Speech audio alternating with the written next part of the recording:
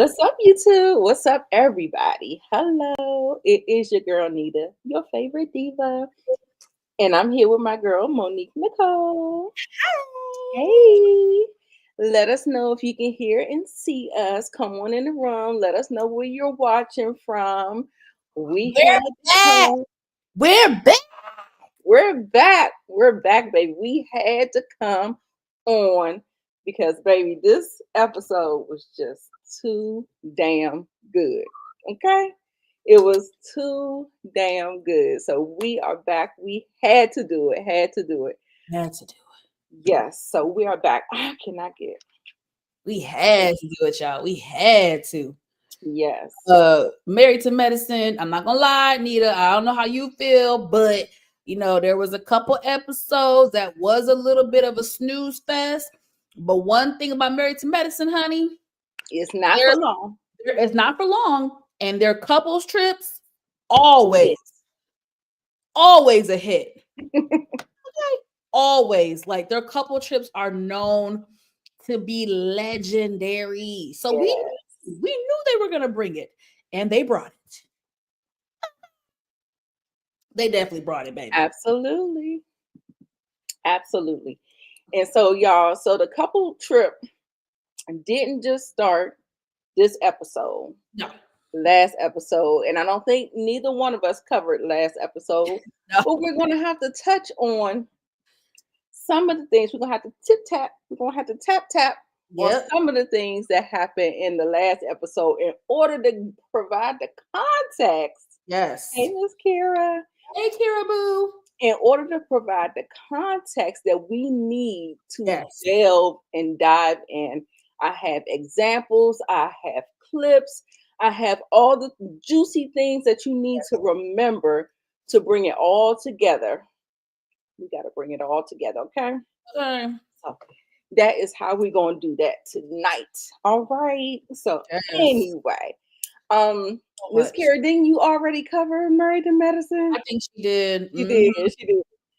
Girl, when I tell you, these episodes have Twitter in shambles. Social media in is in shambles, baby.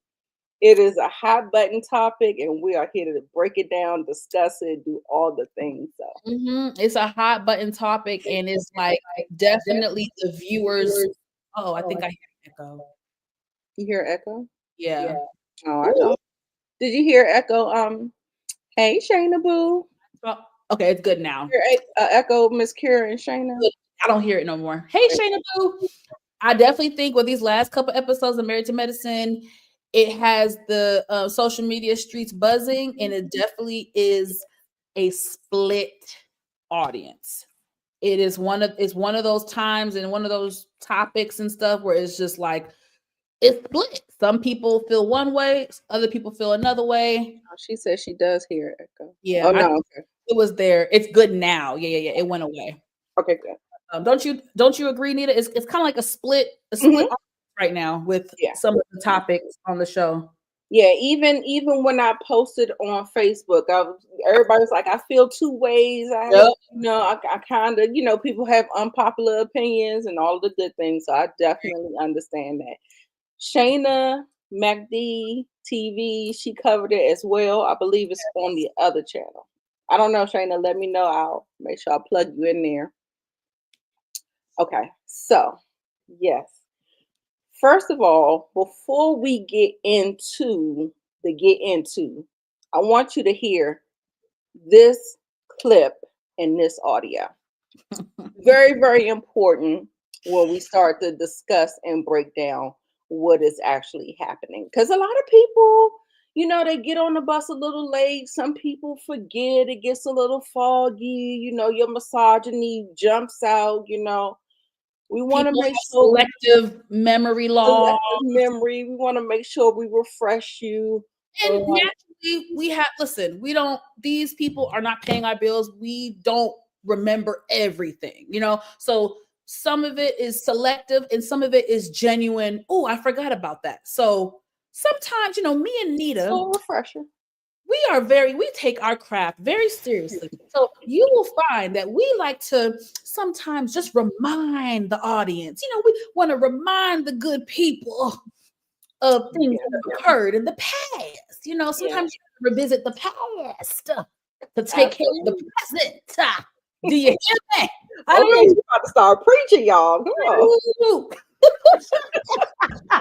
Come on, Pastor Momo. Oh Lord.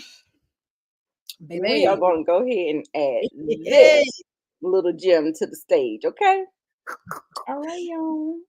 Now, make sure you have a little thing where they won't block it. They won't copyright us, right? Oh, right. I'm about to. Yeah. You may want to maybe do a little. Too many damn computer screens open. I know. Take your time, honey. Take your time. Yeah, perfect. Here we go. When I wanted to be with you, you never wanted to be with me. When I would call you, you would never answer the phone. All right, you see how he was? Did you just hang up on him? He was about to start arguing. You be cutting the phone off. The phone be going into voicemail. How can I keep calling you, Quad? Have you ever blocked my number, Quad? Let me talk to you about Oh, you foolish. You are argumentative, I think you are both argumentative. And no one wants to make love to a person who's argumentative and who's rude and negative and nasty and physically abusive. You tore the television off the wall. You took the battery out of my car one time. You drugged me through the house. You ruined my knee. Yes, and I still have pain from that. It's horrible. Can't forget nobody of my marriage. You put your hand over my mouth and my nose one time, trying to suffocate me. You got in the car and said, I don't care if I kill the both of us, and you put your foot on the gas. We're not going to play this game, Gregory. Why? Gregory? We both know who the violent person is. You are. Yeah. You are. Okay. You're both accusing each other of physical abuse? Absolutely. There was. Absolutely. There were times when we got too physical, but I never felt good about it. It hurt me to my heart, hurt me to my soul. I remember in season 1 that there were... I'm Dr. Simone, and this is my husband, Cecil. Yes, honey. We had to refresh you, baby. We had to refresh your memory on that. And y'all, their marriage actually began and ended on this show. It's very documented, very all of the things. She asked for the divorce on the show. Yep. All of the things. So it's documented. Okay. All the things. So, all the things. Yes. Thank you for that. Run them likes up. Yes, please do. Run them likes up. Yes. But yes, that was a lot. So their volatile marriage was, first of all, if you want to be honest, he honestly shouldn't even be on the show. So that's where I'm gonna point my finger over to the ladies that's trying to like avoid accountability and responsibility for them coming back on the show, because she never left the show. So what did they actually think was going to actually happen with him coming back on the show, getting married on the show in front of? But see, that's what I said. Ain't no fun when the rabbit got the gun. Now, okay. She was fine. She was fine all last season. She had to be in an awkward situation around this girl. She had to do the best she could or whatever. And then now, little Mr. got a problem. What's the problem? Nobody cared about how awkward it was last year. Nobody cared. Oh, this might be awkward for Quad. Oh, this is so awkward for Dr. G. It was all okay. Now when Quad bring her man with her, now it's, oh, this is awkward. Oh, girl, wasn't awkward before. Right. Listen, put your big girl or your big boy panties on, and let's do it. Let's do it. Okay. Let's do it. what's the saying? It ain't no fun when the rabbit got the gun. Got the pow pow. Sorry, YouTube is so pow pow pow pow. Sorry. Right, forget all about it. Sensitive child. They so sensitive. But let's so Nita the Diva, my love. Do you want to tiptoe back to the previous episode when Quad was drunk boots and things got escalated? Because we have to touch there, because it was a lot of reference points in the new episode, the latest episode from that very chaotic night. So I have some notes I would love to go over. I'm waiting for the screenshots to upload. Okay, upload. Okay, we got some technical. You know how we StreamYard be, y'all. I'm gonna give it a minute. But now let me just say this. Y'all know I get very offended when people try to claim that I'm being biased, even though a lot of people don't. A lot of my supporters really understand me. But you always got a little, little gremlins in the back who want to, yeah. So y'all know I don't be biased. So I'm gonna give it to everybody. I think this episode, this review, you will see Nita and I critique everybody because everybody kind of played a part. Mm-hmm. Now, some people played a bigger role than others, but everybody is guilty. Now, as we reference, oh no, computer, no, do not start. No, don't restart. Oh my God. Sorry, y'all. Something has popped up on my MacBook talking about my computer going to start in 55 seconds. I did not authorize that. If I get shut down, y'all, I'm going to hop on my phone because my MacBook, I don't know what's happening. Okay. It better not restart. It better. Oh God, I'm scared. Now, we agree. Let's go back to this night. This night here. Quad was drunk boots. I'm not even about to defend it. I don't got nothing to defend. Mama was drunk boots and she made it awkward. The optics were already awkward, being that her ex-husband and his new wife were 2 feet away from her and her new man. Mm-hmm. So the optics by nature were already quite awkward. Right. Well, when you get that rum, she was on that. I think she was on that rum. Yeah, it was rum. It was rum punch, which I was like, we're in Key West. Y'all do rum punch? I guess so. Okay. Usually that's when you're on vacation. I don't know about y'all, but I drink all day from sun up. Oh, I do too. Vacation. I'm not a rum drinker, so right, I don't know. No, I be mimosa. I'm a mimosa. Oh, that's really cute. So I be on the hard liquor. I do tequila, but. Okay, I do tequila, but I don't know how rum. I don't know, but everybody was in agreement that Quad was drunk boots. Mm-hmm. Okay, now Quad, I have some notes. Now you got a picture of Miss Quad. She got it. Do I got no? You ain't got no picture of Quad. I don't have it in this one. Okay. So, hold on. Okay, let me pull up the notes, y'all. Let me pull up the notes. Quad was very inappropriate, y'all. I think the first inappropriate thing that they showed her say on screen, now let's take it back. It was the question about the sex, everybody's sex life, how many times you getting it in, pow, pow, pow, pow, pow. Now, Quad and King are the young, new couple, the honeymoon stage. They all over each other. I love you, baby. I love you. You know how it go. You know how it go. When you with your man is new. Y'all in love. Y'all touching. Y'all effing. Everything is popping. Hey. That honeymoon stage. We all been there. Right. All the BS start. So yeah, they said they smashing probably 15 times a week. Now, I know that some people, and we know Quad. Now we know Quad, child. Quad can put 20 on 10. Quad can be dramatic. Is it really 15 times a week? I don't know. Maybe it's 10. Hey, Monique, 69 Ways Johnson. Maybe they smashing 10 times a week. I don't know. But with a body like Quad and a body like King, and it's a new relationship, I'm effing. I'm smashing.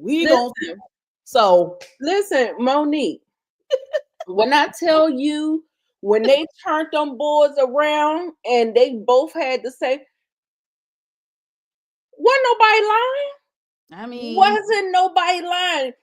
He wrote his thing, she wrote her thing. They turned the board around. The board was the same. There was a clip where they had a little, what we gonna say? You gonna say 15? I don't know. There was a clip. If it was okay, listen, it was either that answer for that question or it was a different question. But there was a question. There was a question where they were like, what should we say? You want to put, what should we do? Like, should we put that? Okay. There was. But I can't remember if it was the sex question or another question. But nonetheless, y'all, that was what got the stuff kind of awkward. So we got to Sweet Tea and Gray, and I forget their number. I think it was a very low. It was 2 times a week. See, 2 times a week. Now, 2 times a week. If you trying to get a baby, now I know Greg is a little older. I know he's older. But they are still newlyweds. They're still newlyweds. Nita, the stamina might not be what it was, baby. But you know, Sweet Tea, a little young spring, you know, she's younger. So twice a week, if you're trying to have a baby, is not enough. There are 7 days in a week, baby. Some nights you can do it twice in one night. So I feel like 2 times a week is on the low end if you're trying to have a baby. So what had happened was Drunk Boots Quad, which I think she was completely out of line. I had to go back, y'all. Momo, she had me rethink it. I was like, let me go back. Because y'all know Quad my girl. So a lot of stuff I kind of let fly with Quad or whatever. Momo was like, she was out of order. And baby, when I went back and ran the tape, Quad was absolutely yes, ma'am. One thing about me and Nita, we can definitely admit when we're wrong and we can take accountability, baby. We both ran the clip back separately. And I got to type in the notes like, oh, she said, baby, Quad turned her ass around and said, why am I looking back like I'm Quad? Quad turned her ass around and said, y'all need to have more sex. Multiple times. We need to have more sex. We got this little baby lunch for walking around. Now, Quad. She did a lot. Quad. Now, on one hand, I'm all about getting my lick back. I am. And this is what it was, lick back. On the other hand, it was very distasteful. It was a punch. It was a gut punch because if we remember, y'all, Qua wasn't having sex with Dr. G for about 2 years. She was not giving up no cootie cat for 2 years. They said it on camera. It's been said recently. She wasn't giving that man no cootie cat for 2-3 years. Toya said it this season. It's a known thing. Mm-hmm. It's also a known thing that Dr. G really wanted a baby. And Qua was like, no. Now, I feel bad because it was a whole girl. Yeah, call me naive. I just found out what a honey pack was a couple months ago, y'all. Is that like a new thing, or has that been around? I think it's new. They're now promoting it. They're promoting it now. Yeah, Shane. Ooh, we gotta talk. Yeah, I want to know about the little honey pack. Is that for anyway? We'll talk offline. I'm not gonna tell my business out here. Okay. Anyway, we know Dr. G wanted a baby. So this was definitely a sore subject. So on one hand, I was embarrassed and it was cringeworthy. And then on the other hand, is it because Qua was just drunk boots and a drunk mind speaks of sober thoughts? And is it also a mixture of her getting her lick back? Two things could be. It could have been a piece of all three. All of that. Yeah. It could have been a piece of all three. And I wasn't mad. Who am I to judge? Would I have done it? No. Did I feel uncomfortable watching it? Yes. Did she overstep? Yes. But when you're drunk and I'm trying to figure out what's on that cutting room floor. I want to know what's on the cutting room floor. So let's go back to the argument because I don't want to, y'all know I get to talking and we're going to be on too long. We got to talk about the Sandbar and okay. So, oh Lord, what are my notes saying? Okay, wait. Okay, Lord. Okay, so then somehow in the midst of that, Quad went on a whole rant about this is my man, he's amazing, my man, my man, my man, my man. So, you know, she was showing out in front of Greg, and it was very awkward. It was very obvious what she was doing. It was to the point where Toya was like, damn, she's still talking. Yeah, y'all know Quad is a yapper. She's a certified yapper. She loves a long monologue, a long speech. She don't know when to shut up, just like Dorit on Beverly Hills. They are both certified yappers. Okay. So even Toya was like, okay, Quad, I love you and King relationship. I love it. This is why people felt like Toya might have stirred the pot. I don't think it was stirring the pot. I think she was just calling out. And y'all know I will call Toya out. But Toya was like, I mean, I love y'all's relationship, Quad, but this is awkward. Why is it awkward? Your ex-husband is right behind you. You know, it became a whole thing. Then that's how it went to, well, this is when she did the and whole. that's when I get upset because y'all knew it was going to be awkward. So why? Thank you. And why sit them so close to each other? That part too. Who did that? That part too. It didn't make no goddamn. It didn't make not right. sense. The only thing that I can think of, and the only thing that I can justify this is that it's a reality show. We got to get the drama. We got to get the stuff popping. Yes, Toya didn't have to say that, but yes, go ahead and say it because we're trying to get something go. You know what I'm saying? So uncomfortable. Like, so stop sitting up there trying to throw the rock and hide your hands. Yeah, it just was awkward. Yeah, who sat them like that? And then so then Sweet Tea, and I have to commend, honestly, Sweet Tea was good until Greg started getting activated. Sweet Tea was actually handling it well. I just rewatched the clip like 40 minutes ago. Sweet Tea was actually laughing. Whether it was an awkward, nervous laugh or it was a genuine laugh, she was being a trooper. She was being a good champ, and she was taking it on the chin. It was him. So it was really him that activated it. So now this is where so Sweet Tea was like, oh, it's not awkward for me. Quad was like, it's not awkward for me. So this is what started it. I'm not gonna lie. This is what started it. Quad then says, well, you know, it's not awkward for me. I was the one that walked away from the marriage. I'm the one that ended that marriage. Oh Lord, why she say that? Because then he says something. Now, this is where I'm gonna get on Sweet Tea's ass, and I really this makes me want to choke her. I don't care how hard you ride or die for your husband. You don't speak on something that you weren't. Not speak on anything that happened prior to you. I don't care what version of the story he tells you. You can have your private opinion with him in pillow talk, but you cannot sit across from his ex-wife of almost 10 years and then tell her that she don't know. You can't tell Qua what she experienced. You can't say, oh no, he wanted to end the marriage too. Everybody knows she's the one that filed. Right. She's the one. She's the one that moved out. T, no shade, boo. We know you're a fan. You're a fan. I know you saw the clip, girl.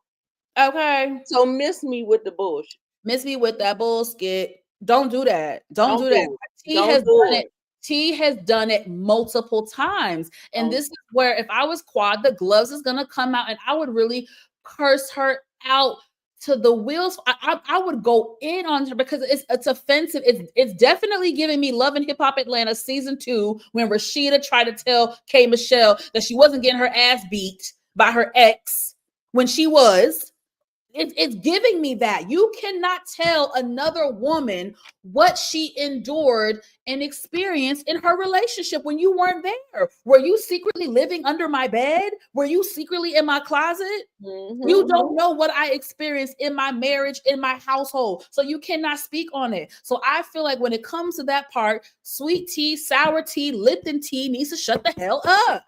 Right. You cannot speak on it, beloved. You can't. Exactly. She pisses off when she does that. And the thing was that Quad was not going there.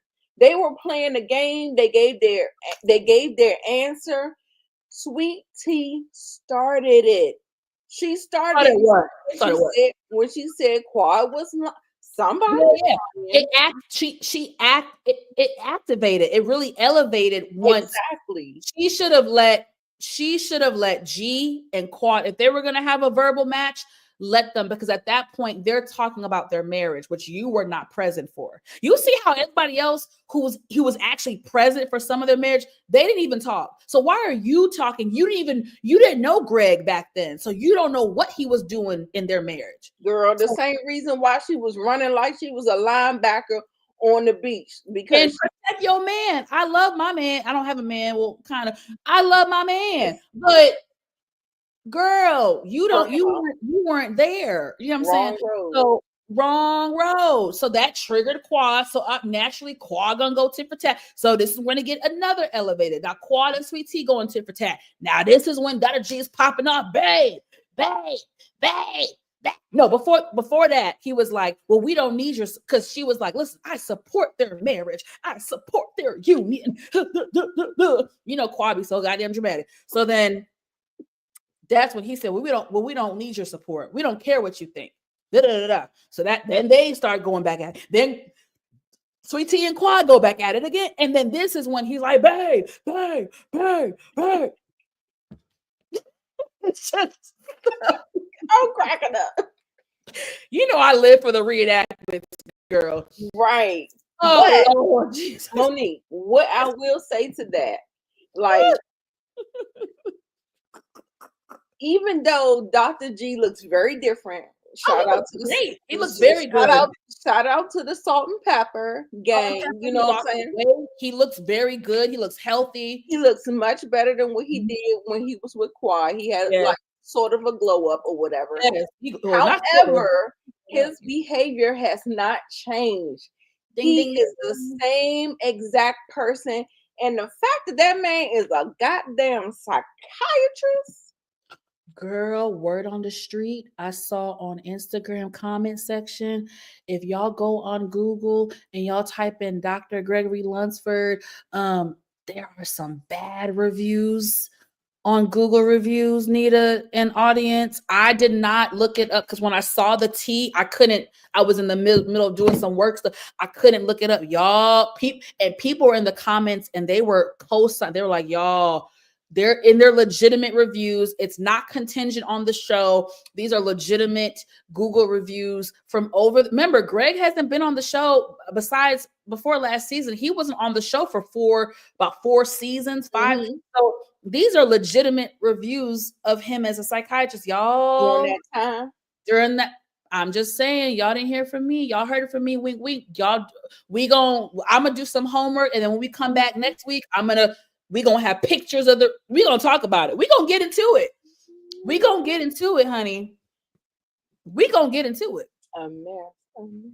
But so that's it for the Drunk Boots night. We really had to talk about it, y'all, because it plays a pivotal role in the latest episode. Okay. So we are going to go here again.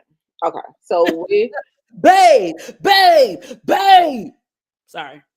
So no.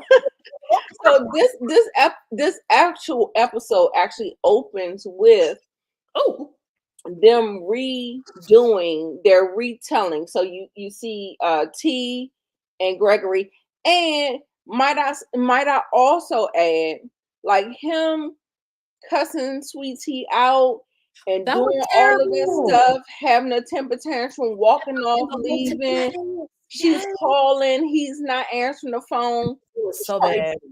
It was so bad. Trifling. It was so bad, girl. And you being 20 years, 25 years her senior. Come on, man. Age always come with maturity. You gotta, and a psychiatrist at that. You gotta have a little bit more emotional intelligence.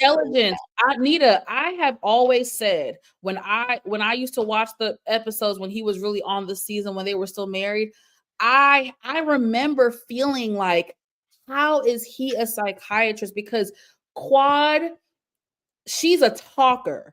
Right. And yes, Quad gives monologues, but Quad is very concise and very articulate. I understood, maybe because I'm a woman, but I mean, Quad is very eloquent. She's very articulate. She said it. Right. He's like, I need to feel loved by you. Love is not a monetary thing. I need this from you. I need that from you. I gotta beg you to take out the fucking trash. I gotta beg you to do, like, she is saying what she needed from Greg. And I remember, y'all can look up the clips, they exist. The way he would speak to her, his tone, his pitch, his attitude. He was always like ticky boom. He was always good. And I was like, you're a psychiatrist? Right. You know who that reminds me of? Candace's mother. Mother from Potomac. It's like, yes. I don't know. Maybe it's something from that generation. Even Karen said it on Real Housewives of Potomac. Do as I say, not as I do. So there's a different set of rules for you. Yeah. What we talking about? What it might be. And listen, guys, I worked in mental health for over 3 years. Psychiatrists, therapists, behavioral therapists, they are humans. I'm not trying to paint a picture like they're perfect and they don't have turmoil in their life. They do. Right. Every therapist I've ever dealt with, spoke with, engaged with, there is a level of emotional intelligence and wherewithal that they do have. That when I've spoken to them, when I've engaged with them, men and women, I've dealt with both men and male and female therapists and stuff like that. So I just feel like Greg it was just very weird to me. Like it was always very weird to me, you guys. And like Nita said, his physical appearance has changed and improved, but his behavior and temperament and attitude has not changed. Right. Better. It has not. Yes. Absolutely. So it was a lot. Go ahead. I'm gonna let you spearhead. Okay, so no, we're just jumping into episode 11. Yeah. Pretty much 10. And Phaedra and Apollo seem to be like the main two people at the center of the episode, like at the beginning of the episode, and then we'll finish it off with King, Greg, and all of that stuff. So we're gonna go ahead and talk about Phaedra. She looks good here. Great, great confessional look. Yes, you look good, girl. You look good. I give credit. Oh Lord. Hey. Now listen. I want to ask you. How do you feel about Check? Do y'all think how you doing? Do you think he is on the? No. Not a little bit. He could be a part of the B. Why you think that? He don't have to be the G. He could be the B. What is that? It's the energy. I don't know. It's something about the energy. Now, you know how people kind of get offended when you say somebody looks. No, but, I mean, it's how do I articulate it? Maybe it's a cultural thing because he doesn't look like he's American. It's a cultural thing. I don't want to get specific because I don't want to offend anybody. But I'll just say I have a lot of friends in the African Nigerian community here in Atlanta. And okay, Shayna says she don't think so, but he is for the streets. 100%. He is out here. He is out here. Sherrein told us in the episode. Yeah, he's for the streets. For the streets. He's one of the hoes. Don't forget, Mr. Apollo did serve some time in jail. Nita, you being messy. You giving how you doing. You giving Wendy Williams now. Don't become the new. He did spend some time in jail. And did you see the way Sherrein hugged that man's neck and all that? What y'all doing in that house? How close are y'all? They close.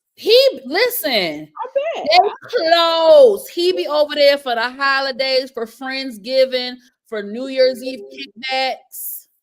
And when you get to sip in, some things get girl, shut your messy ass. How you doing?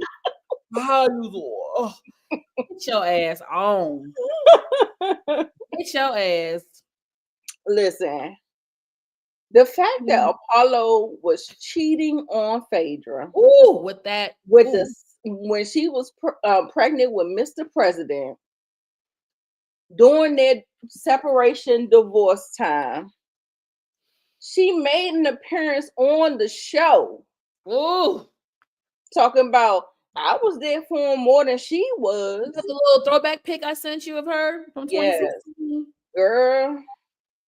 It's a mess. Yeah. Oh, good editing, girl. Oh, yes, honey. I love it. This is back then, and this is now, girl. I'm sitting up here, girl. I can't judge, baby. I'm fat too, baby. If y'all saw me in 2016, baby, I was a different person, baby. So you can go in on her looks. I can't because I'm fat right now, so I can't. Girl, I'm fat too. Girl, I'm saying I look like her 2016 with damn 8, 9.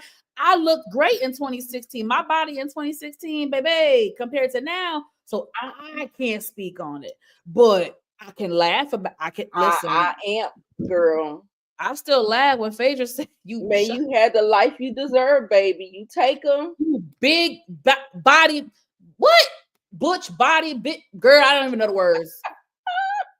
Now, butch body. Heavenly said that was nobody heard that, and the editors heard it on the camera, and they lifted the volume, so I believe it. In post, you could hear it. They do those tricks all the time. Hold on. So before we get, let's kind of go a little bit in order, y'all. I really do want to talk about the initial. I want to talk about the whole Apollo being there, Sherrein being there, and Shaq being there, because that has been a Phaedra. Ooh, y'all, Nita is really the editing queen, honey. She is. I sent her these baby. Nita got to edit in real, baby. Nita is that girl. Nita is that editing queen in this YouTube week. Nita is that girl, baby. Y'all better listen, okay? Phaedra knows. So listen, y'all. I want to let's take a minute to simmer on this. I really want to dissect. I like to have real good dialogue. Me and Nita were chopping it up prior to going live. Look, I understand a lot of you, a lot of the audience. I mean, I didn't realize the hatred some people have for Heavenly. I do think some people take it too far with some of the mean comments. I've seen some pretty vile comments about Heavenly. I think people take it too far. I think people hate her a little. It's a little weird to me. The only person I hate like that is like Trump. I don't like. It's just weird to me. But anyway, I digress. My point is, I feel like when it comes to reality TV, as viewers, I feel like when people fixate on a villain and someone to dislike, they are fixated. And no matter what this person does, y'all are going to rip them apart. Now, we all know Dr. Heavenly is messy. Sometimes it works and sometimes it don't. Entertaining and sometimes it's not. Right. Now, she's been getting a lot of flack for bringing Apollo to the trip. Now, I'm not going to lie to y'all. When I first caught wind that he was going on the trip, I was like, this is weird. This seems forced. This seems awkward. Then I had to remember Phaedra Parks is the one that brought Apollo into the Married to Medicine fold. Let's remember. Right there on the screen, y'all. Last year, at the reunion, it was Phaedra Parks that invited her ex-husband to come to the reunion. It was not Bravo. It was not Andy Cohen. Andy was actually surprised that Apollo was there. It was Faye, because Phaedra is very observant. She knows what people are saying in the comments. She knows people were not satisfied. People were underwhelmed with her lack thereof performance last season. So she, being the calculating woman that she is, she brought Apollo to the reunion, and it worked, you guys. It worked. Okay. So Heavenly, yes, there's a percentage of her that did it to be messy. However, in her mind, she's y'all know Heavenly like self-produces the show. If y'all don't know, Heavenly is the producer's pet. What Kenya used to be for RHOA, that is what Heavenly is. Kenya used to be the villain. Heavenly's the villain. Kenya used to produce and do all this stuff. That's what Heavenly does. So she thought, okay, well, Phaedra, you already brought this motherfucker around to the reunion. Then Apollo is a patient. Apollo is a patient at Dr. Damon Daddy's practice. Mm-hmm. So Heavenly, being messy, said, well, shit, let's invite this motherfucker. Now, because Heavenly is smart and she knew the shit was going to look messy, she actually did call Faye, and we see it on the screen. Now, I'm going to pause. This is why I always say, y'all got to watch Heavenly Lives. It's not because I'm biased. It's not because I'm up her ASS. It's because she's the only one who's actually giving true insight to the show behind the scenes and giving context. She, in fact, said, she called Phaedra before we saw this on camera. She called Phaedra off camera. She did. And told Phaedra, look, girl, I think we should invite Apollo. How do you feel about this? Guess what Faye said? According to Heavenly, Phaedra said, girl, I already know about it. He's fine. He can come. Apollo don't do nothing without telling me. Apollo don't do nothing without running it by me first. So I already know. That's what she said. Then Heavenly said, well, I know it's going to look messy, girl. So let's just redo this scene. Let me call you and act. This is what happens, y'all. This happens. I have been on a production set where they're having a conversation and the producers will come in and say, hey, talk about this. Hey, this, talk about that. Make sure you talk. Okay, let's redo that scene. I need y'all to. That is true. That is really how this shit works. I'm not acting like I'm some pro at it. I've only been on a couple sets, but what I saw was very eye-opening. Mm-hmm. So I believe the shit that Heavenly be saying because it really adds up to how the shit be happening. So Phaedra knew. She was okay with it. She was on board. So this whole narrative of Phaedra was set up and Phaedra was not fucking set up. I wish I would stop saying that. Phaedra was not set up. Now, another thing I would love, it would be so easy to blame Heavenly for this. Sherrein coming. We saw again on camera, Apollo said, she said, is your wife coming? Is Sherrein? Because of course, respectfully, she's gonna invite his wife. From the get-go, he said she's not coming. Okay. So when they popped up on the scene with the gangster lean, everybody was genuinely shocked because it was like, well, nigga, you told me you ain't coming. Mm-hmm. Yeah. This shit right here is bigger than Heavenly, y'all. This is called a game, a web of deceit among exes. Exhibit A.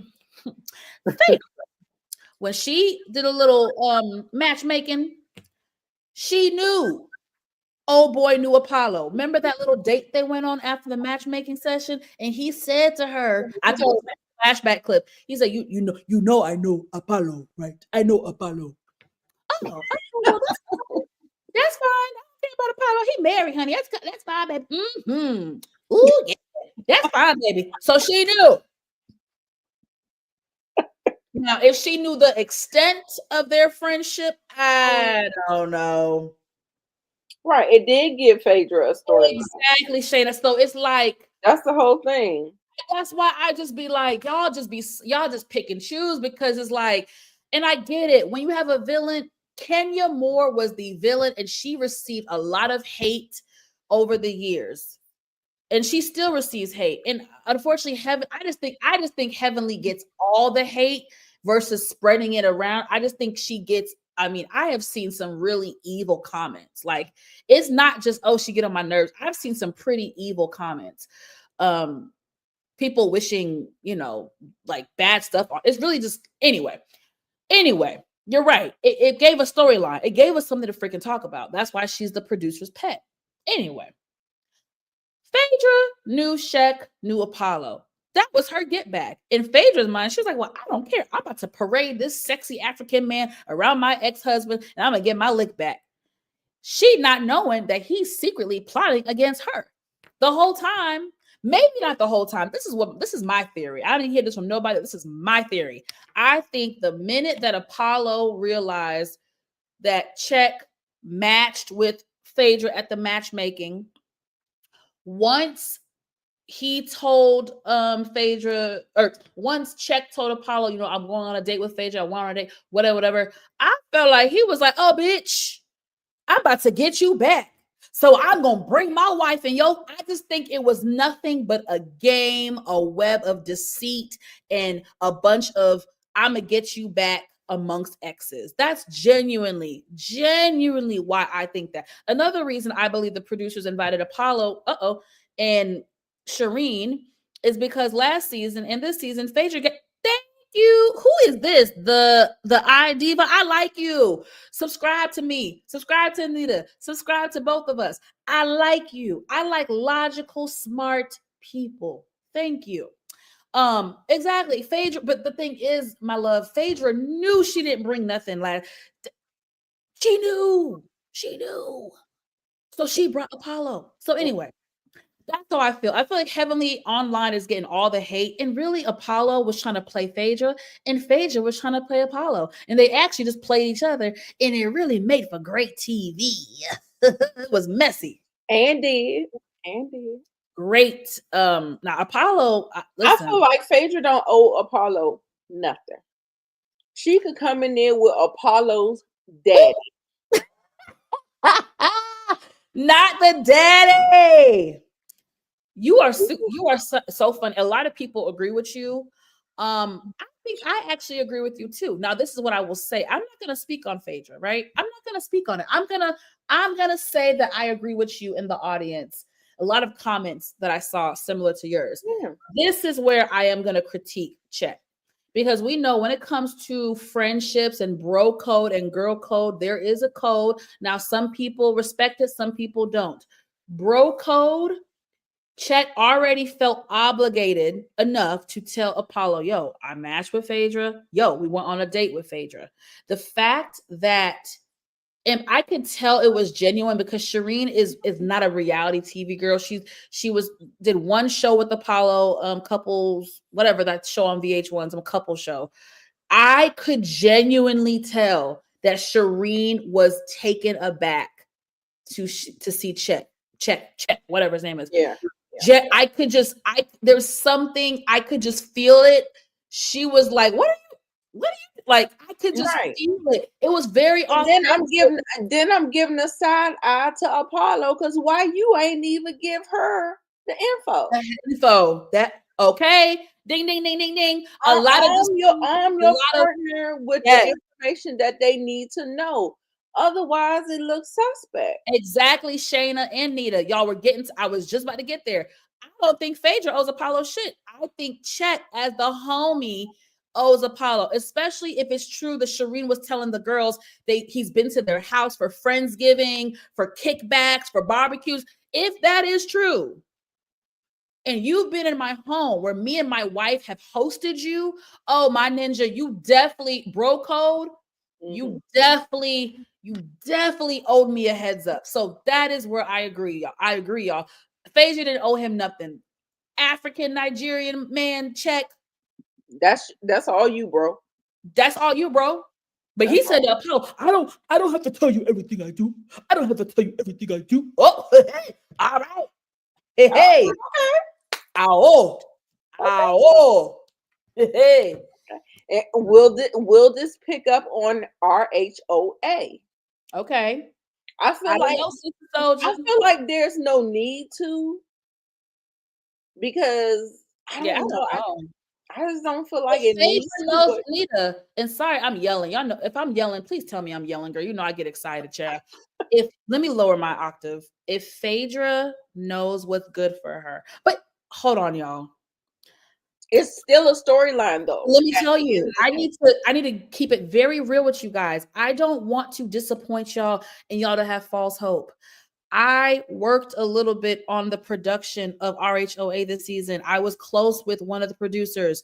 Phaedra, they literally brought Phaedra the last 2 to 3 weeks of filming. Phaedra filmed for 3 weeks only, y'all. 3 weeks. 3. That's it. She filmed for their final cast trip. So she and Cynthia were there for the cast trip. Maybe an episode leading into the cast. I don't know, or I don't know if she came on the cast trip as her big surprise. But Phaedra was barely there, y'all. We are not. I just want y'all to understand. We are not about to get a full season. We're not even going to get a half season of Phaedra. Phaedra was there for 3 weeks. So I highly doubt, to answer your question, now that I say it out loud, I don't think we're going to see Apollo, you guys. We're not going to get much from Phaedra, y'all. I think the season was very boring. And I'm going to be frank, you guys. They brought Phaedra and Cynthia in as a last-ditch, desperate effort because those girls were not bringing it. Firing, and I know this is not RHOA, but I'm sorry, I'm having diarrhea of the mouth. Nita brought it up. They made one of the biggest mistakes by firing Kenya or putting her on pause or whatever word we want to use. She should have been suspended for a month and came back. Them letting Kenya go. Portia is an OG. She needed another OG. Portia could not carry the season by herself with all these newbies. She can't do it. No one could. Not even Nene. Heavenly talks about it all the time. Heavenly says, I cannot do it. Shit by myself. I have to have someone who will get in the ring with me. That's why she likes Toya, because Toya will do the shit. She likes Quad because Quad will kick up the shit. As messy as Toya is, Toya, if it wasn't for Toya, Quad, or Heavenly, there would be no Married to Medicine for 11 years.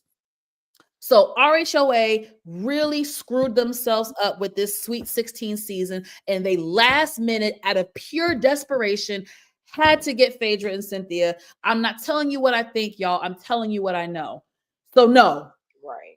I said all that to say, girl, no, we're not about to see Apollo's ass on RHOA because we don't need to. For 3 weeks. Because frankly, I'm tired of him hanging on to her coat strings anyway. Like it's the equal baby, but she used him too, Nita. She used him too. Yeah. They're using each other, girl. They're using each other. They're using each other. If Phaedra, listen to me, if Phaedra did not want Apollo there, do you think he would have been there? No. Right. Phaedra approved it, y'all. Phaedra approved it on a personal level and with the powers that be. Phaedra has more pull with the powers that be than we think. I'm telling you what I know. Now I'm gonna leave it at that. Apollo was there because Phaedra wanted him there. Now, did she want him to bring his dusty wife? No. Apollo was there. They're a package deal. Apollo was there because Phaedra allowed it. I'm telling you what I know. Let's move on. Let's move on to some good. Woo! Oh wait, we gotta go to Bad Built Butch Body. Dusty Bad Bitch Bull Body, whatever. There it is, right there. You see it? Oh. May you have the life you deserve. Apollo don't care about you. Apollo don't care, girl. May you have the life you deserve, you little scallywag. Let's see. Moving on here. Not girl. There. Oh yeah, see, Apollo don't. This is what we need, baby. Look at Heavenly busting her ass. Yeah, this whole scene was comedy and entertainment and just. Oh, Nita, take it away, Nita. This what Nita, the diva. This was a mess, girl. First of all, before we get messy, Can we just give a shout out to all the girls? Yes. Even though her titties is spilling out her bra, it looks good. tea, Yeah, she looks good. All the girls look good. They all do. the women look. Girl, when I saw Jackie's body, but that's when you eat clean and you are a clean person, girl. Jackie, Yeah, look the fuck. she looks great. No, I don't see it for Jackie. I want her to have a little more meat on her bones, but I think Dr. Jackie has it. I think she. I mean, everybody has a different body type, but for her age, what she's been through, she looks amazing. Amazing. And I'm not trying to. This is not me brag. I mean, this is just the reality, y'all. I have seen Dr. Jackie in person, and I've seen Dr. Heavenly in person. When I tell you, like, the fat jokes against Heavenly, y'all gotta stop, because the body image jokes about Heavenly, y'all at this point, if any of y'all talk crap about Heavenly's body, I'm gonna think you're just a hater. Heavenly's body is tea. Do you hear me? Now, she's already admitted she's had lipo. But the thing with Heavenly, she's had surgery, but y'all, she keeps it up because she really do be working out. Yeah. Heavenly's body is tea. Waist be snatched. Her booty, her thigh to butt ratio, it is. I'm telling y'all, they all look good. I'm gonna give T kudos for her natural body. Her natural body looks good. Yeah, I don't agree with the body shaming of her at all. She needs to shop at a different place, something that will contain and suck in. Because, girl, when I tell you, when the linebacker, when she started running and the tip pop out, baby. Now, I like boobs. I like boobs being high, and I mean, that's fine. They have it, but you still can control it. You still control. So you felt like hers should. So you in the audience, a lot of people say it was spilling. Is that spill? I just thought it was a lot of cleavage. So what's the difference between spilling and then you have a lot of cleavage in your outfit? Maybe too much cleavage. I probably should have got a screenshot, but because I'm trying to understand if people are just hating on her or if there's a genuine like, oh, girl, you are spilling out that top. Yes. No. It was a spillage. Spillage. Okay. You can see, like, like just like there. Like, I mean, I don't mind. Like, I don't like my breasts to be spread apart. I like them to be like that. They look good to me because they're together good. And they're pushed. You got to look at it from the side angle. Okay, maybe that's what it is. You'll see the spillage. Maybe even when she was running in the thing when she was running, like the whole boob was getting ready to fall out. I see. Okay. And it's because it's just, I mean, these are natural boobs. Like everybody boobs are not like real firm and real like stay in place. Some of them are really fluffy. It looks like they got the ones that you got to kind of like pull together and do what they can. Even though she don't have no kids. No shade. It's all good. Jackie might need a little chicken bone or two. You can't go to Shein for your swimsuit. Oh, you need to go a little better. You need to go to Shape LLC. Okay, you better promote. Right. Well, let me copy Shape LLC. Let me go. That's where I get all my undergarments from. Oh, you gotta tell me twice, honey. Yes, honey. Right, her boobs always spill it. Like even in dresses, even in like it's always like she just does not have the right undergarments, and it's hard for a big booby girly. So not diva. I don't think girl. I'm 30. Like y'all, I'm fatter than Sweet Tea. I have to get my ish together. So. I would not say she built like 51. I'm not gonna say that about that girl. I'm not gonna say that. I'm not gonna say that. No. I appreciate your shade, the iDiva. I love you. Keep talking your stuff. Right. We like. I love you. I can't co-sign that. I got to get my body right because y'all can't. But everybody's different, girl. Yes, they are. That's what I say. Everybody. And you can't criticize people for having something that they're born with. Like they can't change it unless they get the plastic surgery. That is so grandma titties. Not is too much. Not money. too much. We're gonna do. We gonna. I'm gonna go ahead and give her props. The only person I'm giving her props. The only person that I will personally talk about is Sherrein. Sorry, bitch, because you was a side bitch. You was a home wrecker. Right. That's like fuck you, girl. You thought you were so much better than Faith that you disrespected her. You flaunted your stuff in her face. Girl, I feel no ways tied for you. Karma, come back to you hard. Now, I don't condone no DV. If that is true, I am sorry. Oui, merci. I am sorry. But you knew what you got. That Negro was in prison, girl. Cut it out. There was allegations and little, little hints about him being physical with Phaedra. Now we didn't know because Faith may be a liar, but she insinuated, just anyway, Sherrein, I'm making fun of your body. Is Apollo. So I'm making fun of Sherrein's body because she was a home wrecker. That's why. Yeah. We got it. We got it. Like I said, I'm in no. You will never ever see me in no goddamn bikini. Never. Never. I don't care how much Ozempic I done took. You will never get to see me in a bikini. So I have no. Nita, never say never, girl. I'm giving you my This is just commentary, baby. That's all it is. Never say never, baby. Listen, if I get my body done, y'all gonna see this half naked. I be thotting and bopping all over Atlanta, y'all. Don't let me get my body done. Okay. All right, suffice it tonight. I just wanted to give the ladies credit on their bodies because they was doing the damn thing, especially Jackie. Phaedra, she's real. Phaedra looks great. Oh yeah. Yeah. Contessa, oh my God, everybody look good. Even when you compare Dr. Simone to Dr. Jackie body looks clean. Yes.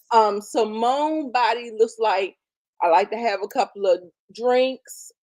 I'm not on the treadmill, on the elliptical like you are. Like she looks in shape, she looks good, but you could tell her body is different. Oh. Dr. Simone is definitely in shape. But they're great. They're both pretty like petite, they're both petite women, Mm-hmm. Now, what did you think about Toya and the ladies grilling check?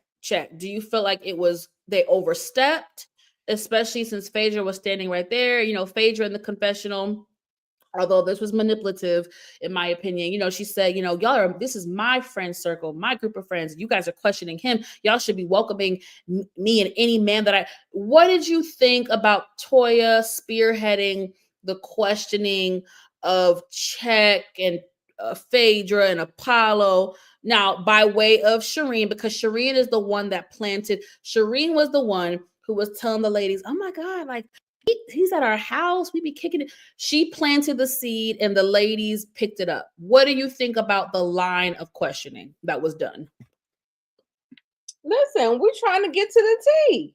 Mm-hmm. We're trying to get to the tea. We want to know what's going on. Listen, and I ain't even mad at Check. Like, I'm tired of answering questions. Yeah. Mm-hmm. He was like, he said, I'm here for a good time, not a long time. Please. Right. And I wasn't mad at that either. Like, if you ask a question, the person has the right to say yes or no. I'm not going to answer the question. So I was cool with that. Okay. But at the same time, I feel like we at a show, we doing the work, and we got to get to the tea. So we need to know. And then, of course, even if they didn't know that Phaedra was going to leave the show, so if he's going to be a part of this group, we need to know a little bit more about him. But I felt like it felt like an interrogation almost. Like it was like exactly questions coming from all directions, and he like, what the hell is going on? I agree. So yeah, no, I was cool with that, but I mean, I don't know. I already told y'all. Already. Nita, put your hand back down. There's some funny parties going over there at them kickbacks. Hold on, girl. Give us some nail cam since you want to be. Give us some nail cam. What you got? Some claws over there looking like Cardi B. Come close to the kid. Ooh, come close. Come closer. Ooh, Nita. Now you getting ratchet on us, Nita, with them claws. I'm about to switch it up. I'm about to do something different. Girl, you've been getting real. You've been getting real with the girls lately, honey. You girl, no, girl. How about I need to cut these motherfuckers off? Do you know when I went to the ATM the other day, I couldn't even pull my ATM card? Yes, I've been there, done that. Yes. Girl, I was like trying to signal the people. Like, I'm not asking any Joe Blow off the fucking street. Pull my ATM card. I'm gonna find it for you on Amazon, girl. They have a thing where you can pull it. That's what I need to get. I'm gonna see if I can cut my nails. Girl, them claws. I know you were struggling to get the shit out the day. Girl, I was like this attendant. Now back to back to You said they got a car puller. Girl, you better look on Amazon, girl. Yes, you need that with them claws. I never even thought about that, y'all. I've seen it advertised, girl. We gotta get you one of them, girl. So we see Sheridan getting Nuck If You Buck. I'm trying to think who said what first. No, she was like, Apollo don't care nothing about you. Phaedra looked at Apollo and was like, "Why are you asking all these questions? Why do you care who I date? I'm with you, Apollo." He's like, "Well, I don't give no damn who you date." And then here she goes, "Apollo don't give a fuck about you." And she's like, "Apollo, I told you Faye was gonna." She said, "My name ain't Faye, you bad built bitch." Ooh, now, while that was entertaining, baby, all what happened. According to Dr. Heavenly, Sherrein allegedly didn't hear Faye say that. And also, allegedly, according to Dr. Heavenly, Sherrein went ham turkey grits on Phaedra. Heavenly says that Sherrein said some really foul things and brought some really foul things up to Phaedra, and it was pretty bad to the point where Heavenly does not want to repeat it. She said she respects Phaedra too much. She don't want to bring up what Sherrein said. It was to the point where allegedly Phaedra cried. Y'all heard? Oh, wait. Ooh! You know, Shayna. Hey. I ain't mad at it. Listen, I agree, girl. Slide me the information too while you're at it. But why would that be on the cutting room floor? Was it really that bad? The amount of stuff that they leave out is very mind-boggling. Let it play. It's very mind-boggling. Let it play. I'm telling you. And that's why sometimes, girl, and it's it's happening on like a lot of shows, y'all. If you go on Peacock and they sometimes they'll have the extended episodes, and you notice that like they do a lot of flashback, unseen footage, y'all. It's happening on all the shows. It's not just Married to Medicine. It's not just the Black shows, y'all. It's happening everywhere. Beverly Hills, this place, everywhere. It's like you're seeing a lot more of unseen footage, and it just pops up. So it's just, I believe it. It is shocking sometimes. Like, why the hell would you not put that? But y'all, a lot of shit don't make it on the final edit. So it wasn't just a simple, "Oh, you bad built bitch," and Sherrein shut up. No, she didn't. And I felt when I watched it before I even listened to Dr. Heavenly's commentary, I knew it was chopped and screwed, because be right back. Sherrein was too like bout it, gully. She was too gully to just have shut up in that moment. I knew she didn't just shut up. Like, it was very obvious. If she was a little meek and quiet and timid woman, that's different. But Sherrein was way too gully to have heard that comment and then just been quiet. So I knew they chopped it up and edited it. And that's kind of one of the reasons why I do get kind of sick of reality TV, you guys. And there's times where I'm like, do I want to it's hard to really talk about something and have such a visceral reaction when we're judging an extremely edited show. It's really hard. It's really, really hard, especially someone like me with my personality. I'm very meticulous. I love details. I like to really look at things in an objective. It's really hard for me to really dive in sometimes because I just know it just should be getting choppy. Now look, y'all. Sorry, one of my computers is about to die. Are you good? So we got to move on. Before we move on, this is when the first bit of drama popped up. We're almost done, you guys, because we about to get to the meat and potatoes, y'all. Kind of sort of. So we're having a conversation about Chet, Apollo, Phaedra, all this hoopla, and Sweet Tea. While I do not like tea, she asked a very valid question. Valid. Who invited you? Sherrein says, well, Dr. Heavenly invited me. Now, it was a valid question. Now, what was the purpose of doing that? Now, Heavenly, you my girl, but I'm trying to figure out why you were so nuck if you buck. Now, Heavenly said on her live, I don't remember verbatim what she said. She said something like, the conversation had already escalated because Phaedra and Sherrein had went back and forth. Sherrein had said some pretty nasty things to Phaedra. It got escalated. Phaedra started crying. Things were already very heated. So I think this is not me defending Heavenly, but she said, I guess in that moment, she felt like too much was going on, bitch. Don't freaking continue to stir it. Like, you see it's already boiling. Just let it go. Don't be asking me what was my motive and what. So that's her frustration. I'm not justifying her reaction by any means. I'm just telling you that's what she said as far as like why she was already so like amped up. But Heavenly, girl, y'all gonna have to take some accountability because y'all are the ones that bring these people on these screens, on these shows, and the shit blew up. It wasn't all her fault, but it blew up, and now you mad. And so she, nuck if you buck with Sweet Tea. And it don't take much for Sweet Tea to pop off, baby. Sweet Tea be ready to nuck if you buck.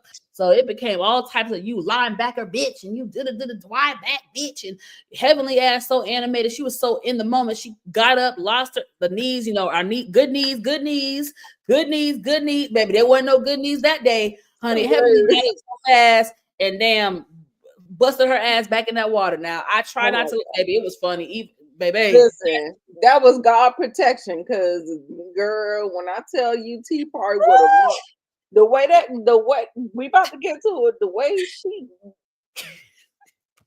did good knees. The way she did the thing on Phaedra, trying to get to her shorts, Napoleon soldier over there.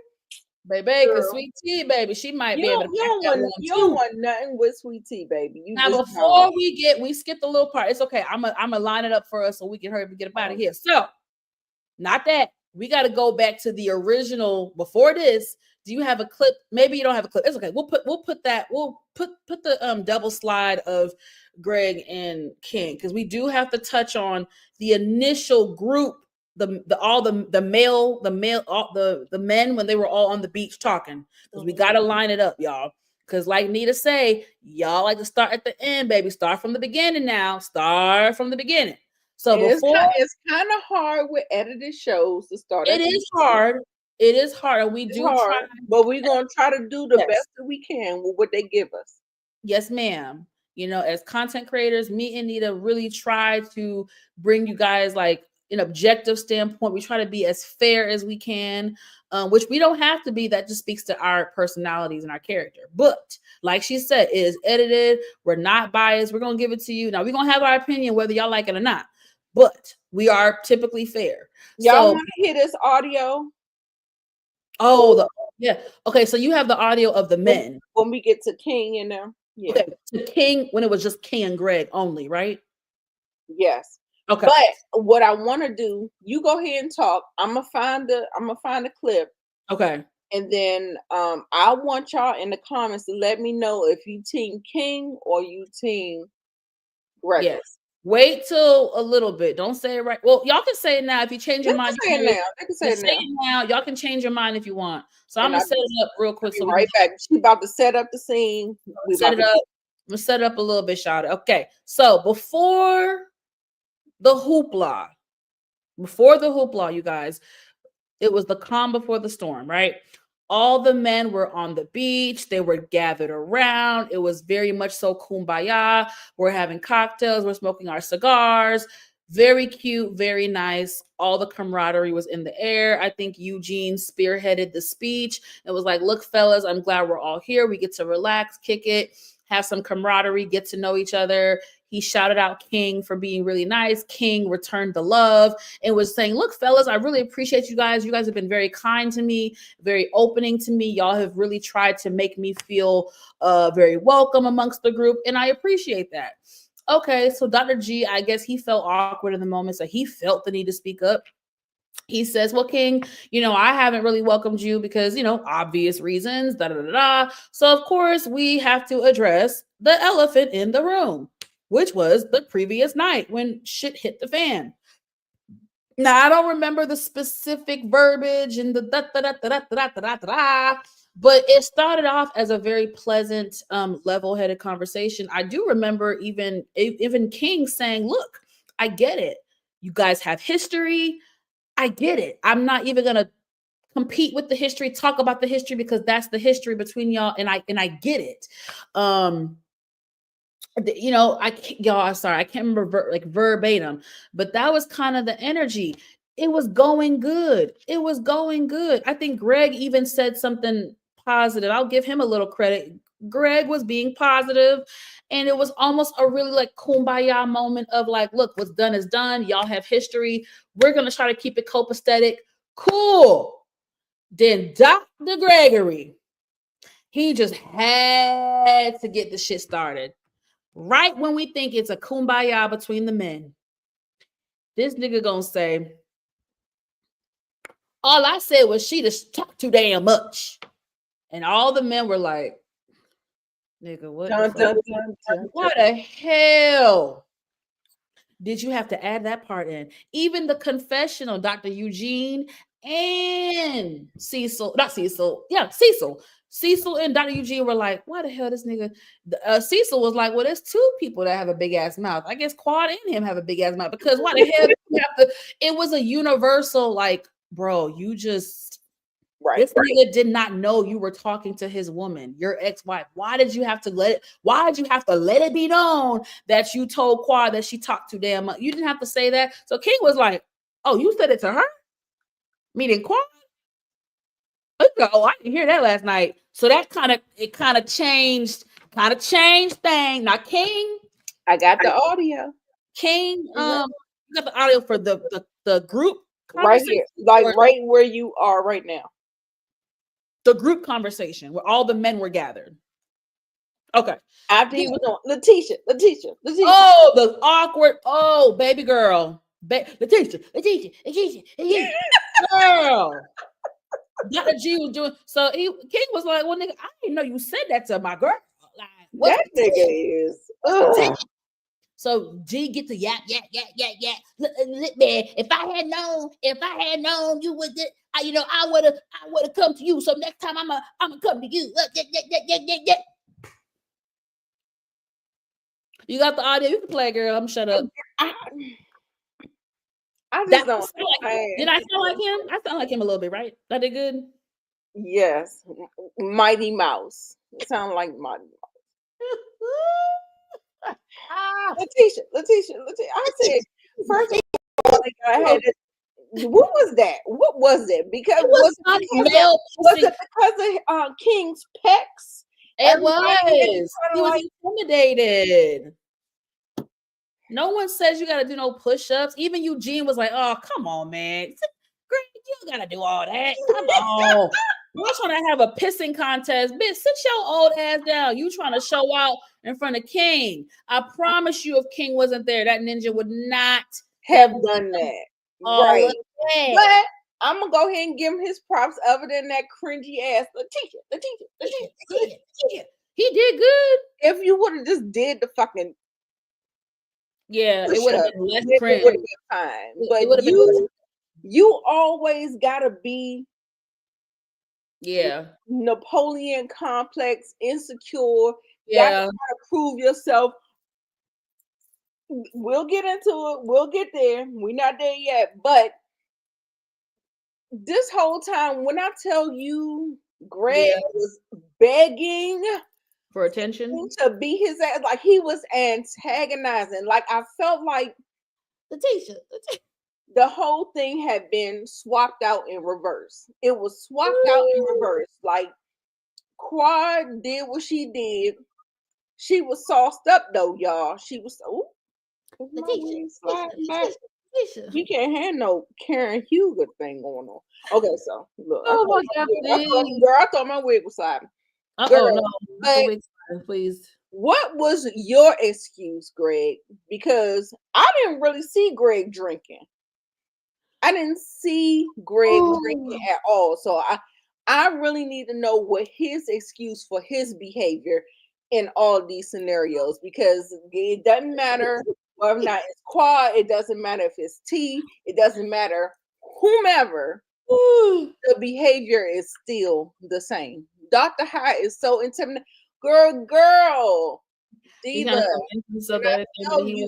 Yeah, that's so true. I like you. Popping out. I like you. The diva. You gotta subscribe. Girl, she is on your channel. What you talking about? Oh, I like you. That's your subscriber.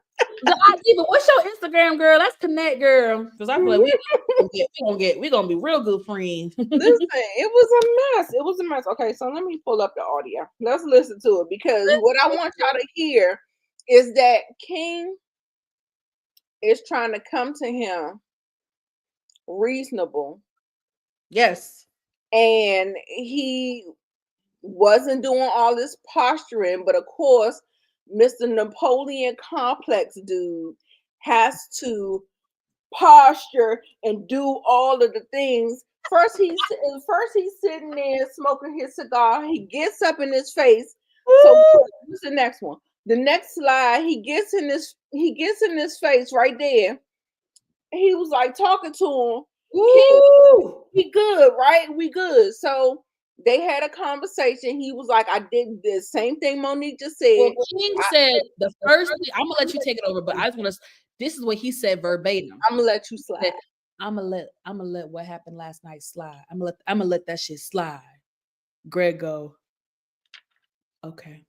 Now that, I'm not gonna lie though. I ain't gonna lie. I don't fuck with Greg, but that okay. Oh, that okay kind of like got me a little chill. I was like, okay, Greg. He was like, okay. It was the way he said okay, so calm. If Greg had remained calm, he would have won that shit. If he remained nonchalant, like, okay. But we know he can't. Something like that. We know he can't. We know he can't. We know he can't. Go ahead. That's all I really want. Let's just go ahead. You got it. I don't even believe that, because I know he can. So that's just you're right. Out the thing. Like the okay, it was like my take on the okay was the bro code. Like he thought that King was going to fall in line and he was going to allow him to disrespect his woman under the bro code. You think? Ain't no bro code in that regard. Ain't no bro code if we're not friends like because that. When he said, he was like, he said something. Girl, let me play it. Please. This is stupid, y'all. Like, can y'all just sit down and we handle some good conversation? Oh, not that. The second part. Oh, that's the old stuff.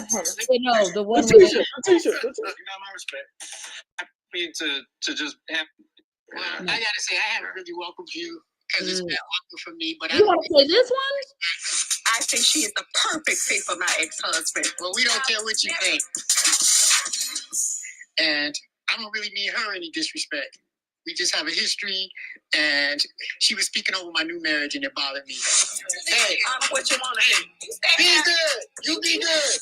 I didn't handle it the best way.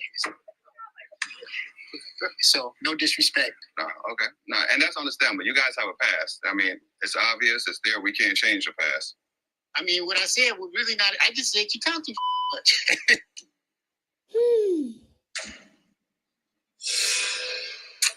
So you said that to her? I did. Listen to all the men. Oh, here we go. And I know how she is. I know she had too much to drink. Oh, no, I didn't hear that last night. Oh, I'm glad. Great. Come on, man. Come on. All the men. Y'all need to let the sun set on that that happened last night. I don't think so. Coming up.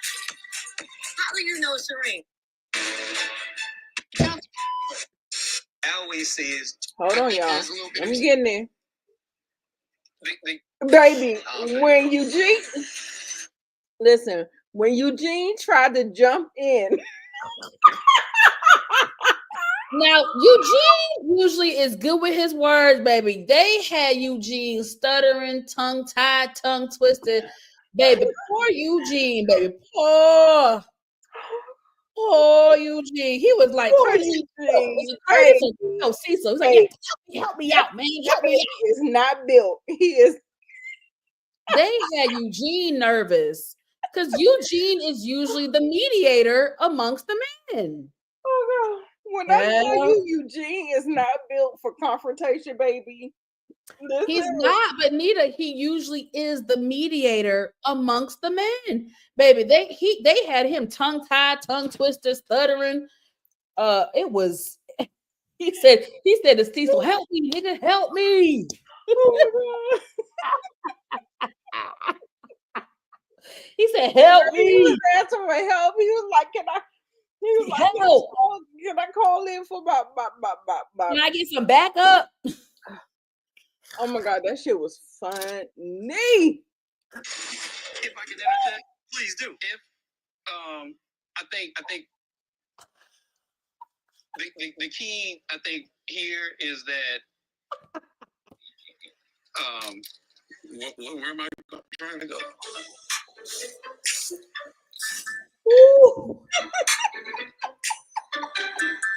Oh, please stop. Please make it stop. Please make it stop.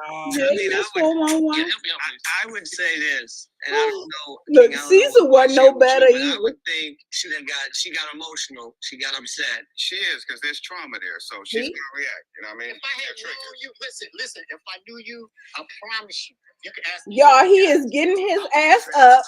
And I hope that you willing to stand up for it. Child, boo-boo kidding. Getting in his face. He was begging for him to. As long as you know that, we're good. I know. He was begging for him to be the aggressor because he didn't want to look like the only wrong one. Ding, ding, ding. He didn't want to look like that. So he wanted to agitate him in a manner. And that's shout out to the diva. She said that he was the aggressor and the agitator. He had been ever since the night before. Ever since the night before, he was the one that was like, he's trying to prove a point that it's not just me. It's not just me. And even in this conversation, he kept saying he was just like, well, it's false on both points. Like, no, nigga, what is wrong with you? Why you can't take responsibility for your fucking actions? Like, come on. I tell you, this was the best episode ever. This was the best episode of the whole damn season. I loved it, baby. When I tell you, I wake up like 5 o'clock in the morning and I was watching it, and my partner was like, you was hollering and screaming. Baby, when I tell you, I had a kiki the first time watching this, and I watched it like 4 or 5 times after that, baby. Girl, he's asking for an ass whooping. He was. The diva, I can't find you. Find me on Instagram. I can't find you, girl. Anyway, sorry.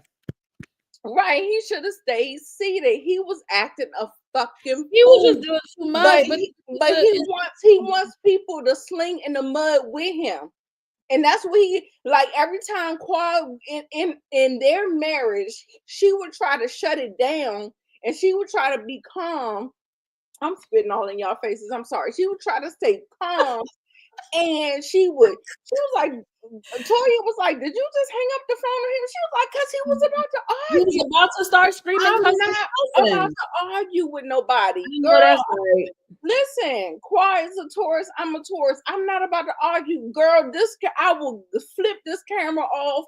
I will cut it the fuck down. I'm sorry. Yes. Ding, ding, ding, ding, ding. I will because I'm one of them type people because I've learned from my past. I don't want to say something that I will regret or something that I can't come back from. Ooh, you're smart. In case if you want to, preserve the relationship. And then of course, there's protecting your peace. Like that shit is crazy. Like, no, I'm not doing that. Absolutely. Right. Girl, Chanel, he was begging. Girl, I'm telling you. I don't understand. I mean, he wasn't begging. I mean, he definitely was trying. Listen, y'all. I feel like, it's the verbiage. I'm saying a different verbiage. I think Greg felt threatened. He felt intimidated. He felt emasculated. He felt small. And what do men do? They act out. So the push-ups, Letitia, all that was him showing out. All that, smoking a cigar, walking up to King. Look, man, if I had known how you was, I would have addressed you. So my bad, man. Man, please. And like the iDiva said, very intelligent woman. She said, let me pull it back up. All of that, I know how she is. I know how she think. That was him. That was, what did she say? Was his thinly veiled attempt. Oh, come on, vocabulary. Thinly veiled attempt. Okay, we like educated women around here. Thinly veiled attempt to son King. Okay? I'm glad you caught it because a lot of people didn't catch. They missed it. A lot of people went over a lot of viewers' heads. I know how she is. I know how she is. I know you was like that too. I know how she was. I know how she is when she get drunk. I know her. I know how she is. Girl, if I was T, I'd be looking at him like this. Because T is stupid. Even her own girlfriend, even Toya was like, honey, wake up. The episode before, she was like, wake up, bitch. Like, Toya was giving her advice. No, I don't think it's that. Toya was like, girl, they was married. It's awkward for him. You're talking about sex. And no, I don't think it's that. First of all, girl, let me start to call you out, sweetie, because I don't even think it's about Greg. It feel like you got some kind of infatuation with Claude. You think? Girl, she was on Watch What Happens Live. Oh, that was so cringy. With the same fucking dress in a different color. Nah, I'm not gonna say that now, y'all. A lot of times it be like that. The stylists, the shoppers, they shop from she's in his DMs. She's in his DMs. I can give you what your wife couldn't give you. I can give you what you want. Girl, I didn't even know if she could do it though. Hey, Sweet Tea was a fan. Listen, let me just be very real with y'all. I don't jump on bandwagons, okay? When everyone first didn't like T, I didn't jump on the bandwagon. I don't like bullying the new girl. I know what it feels like to be new in a situation. I don't do it. So as a viewer, I did try to give Sweet Tea some type of grace. I really tried to, give her a chance. I really did. I don't think she's a bad person. Single Black female. I don't think she's a bad person. I just don't like her for the show. I don't like some of her ways. I don't think she fits in with this group of girls. I think she is very hypersensitive. She is just. She don't look like she having a good time. She don't look like she want to be there. She keep age shaming a group of women who are. Everybody is like 40 plus. Yeah, Quad was the youngest. The whole time, Quad was the youngest cast member, and she is. I think Quad is. I think she's 40 now. This shit don't make no sense. Why are you here then? I just don't think T is a good. I tried. I don't like to bully you know, there's some times when I feel bad for her, but she takes the shit to heart. Like Heavenly has said it, even Toya, like Sweet Tea's not built for this. She's too hypersensitive. She takes the shit so hard. Like she be taking it so intense. Like that's why she asked Heavenly 5 times to apologize. Heavenly was like, bitch, I done already apologized. I'm not gonna keep apologizing to you now, please. Again, y'all, I'm not up Heavenly's ass, but I'm the type of bitch, if I've already apologized to you once, twice, 3 times, bitch, don't come asking for no more apologies. Because my thing is, Sweet Tea be acting like she's a martyr. She be acting like the shit just happens to her and she just has her hands up, don't shoot. Girl, who is she married to? That's the way her husband acts.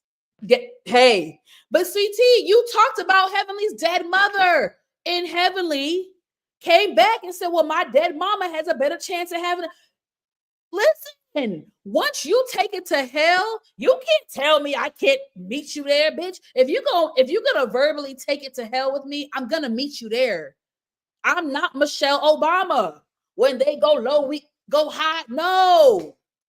So I just feel like Nita always says, don't start at the middle, start at the beginning. Yes, Heavenly was wrong. Heavenly was being mean, but everybody wanted to nail Heavenly to the cross because of the baby comment, but nobody wanted to acknowledge Sweet Tea's comment about Heavenly's dead mother. So why is one sin bigger than the other sin? They both were. I don't like the double standards. If we're gonna judge everybody, critique and judge everybody. So I just don't. Sweet Tea be acting like she's a martyr, like she's such a victim. Like, girl, come on now. You contribute to the chaos, and then you want to act so, girl, man up or piss or get off the pot. I'm sick of it now. I'm sick of it. And before I'm just sick. Momo says she is sick of it. Sick and tired. Get your shit together.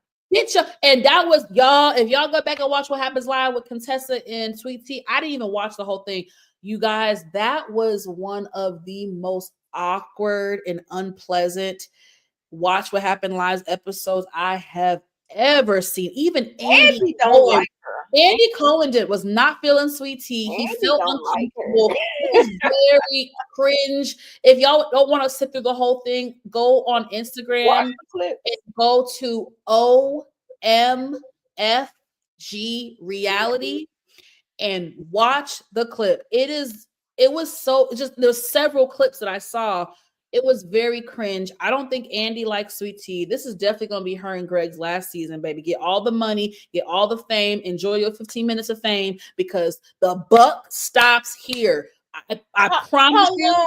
How long do you think Greg and T will be together before if she doesn't have the show and she can't monetize off her being on the show, 2 years tops.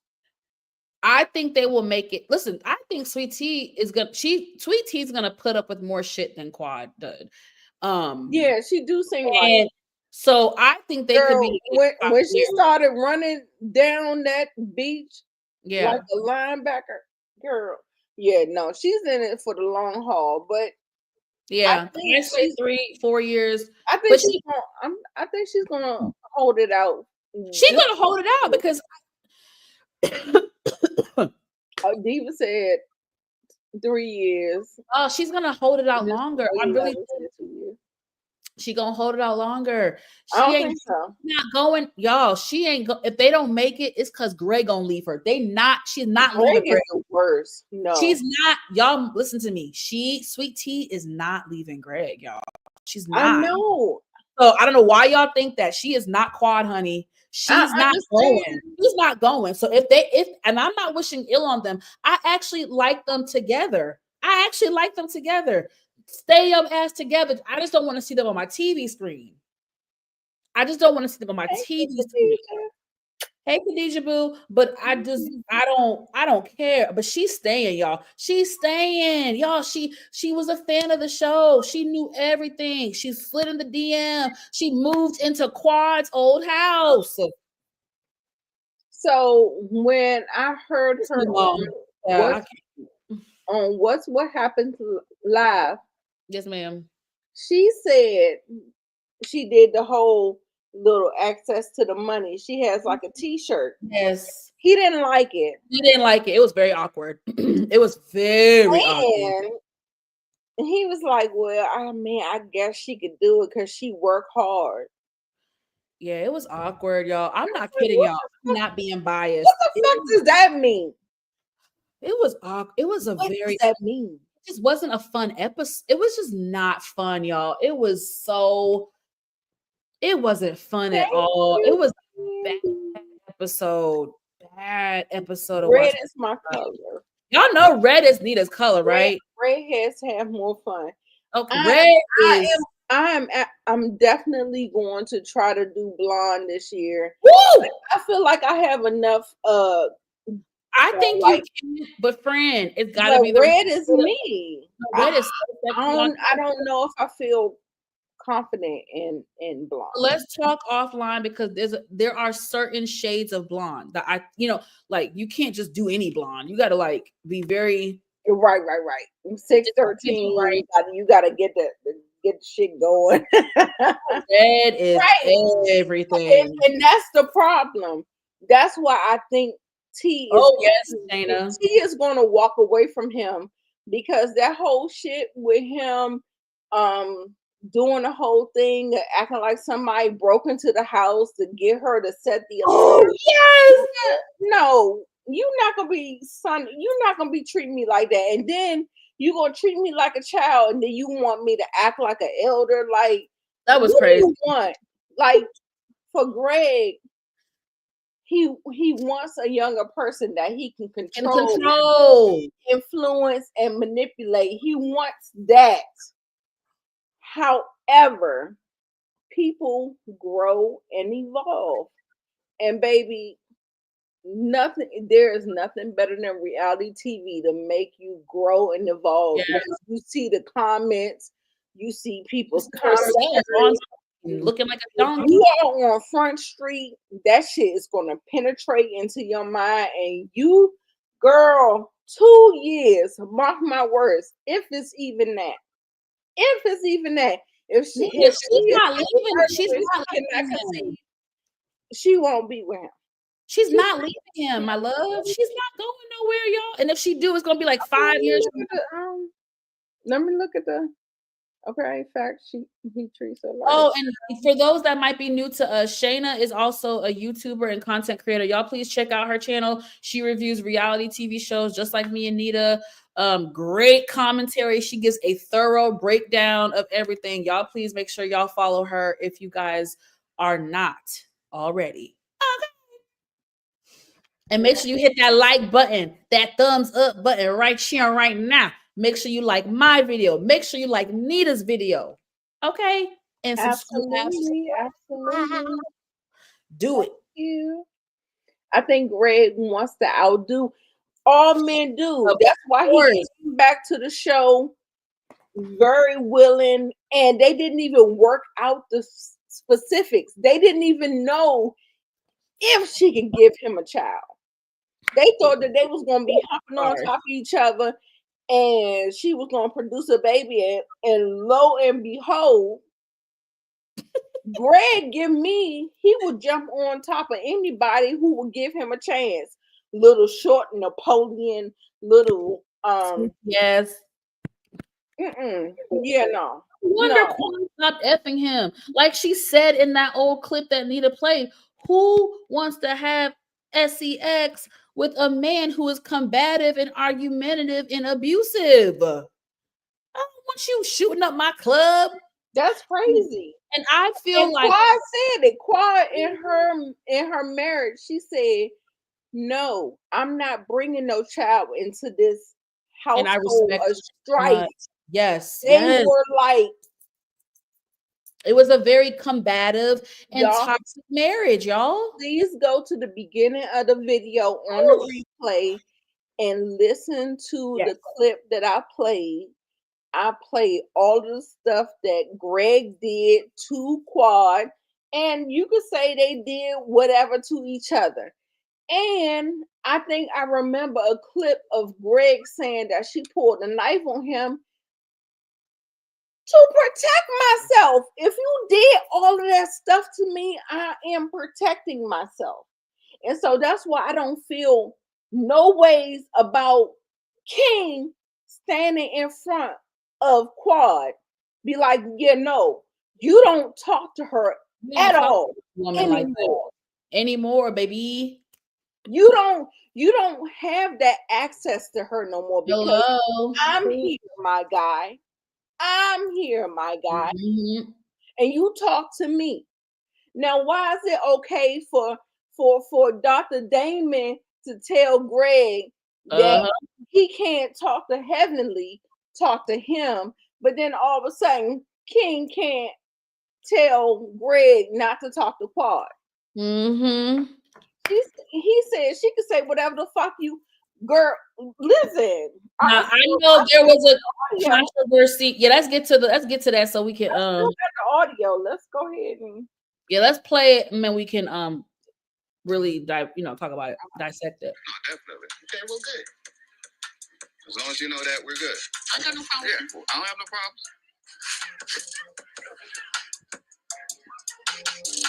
We can keep the peace, but he's gonna have to apologize and make it right. He got to apologize. Certain lines you don't cross. Like, I'm not gonna play about that. And then he's smoking on his cigar. Like, so get to the he did something. Get to the fight. Oh, girl, that's when Phaedra was acting a fool with her man. Woo, baby, what he lifted. Girl, young days. Everybody's man in Atlanta. Oh, we not okay. We already done went past. So let's get to the Yeah, we're gonna get to the luck if you bet.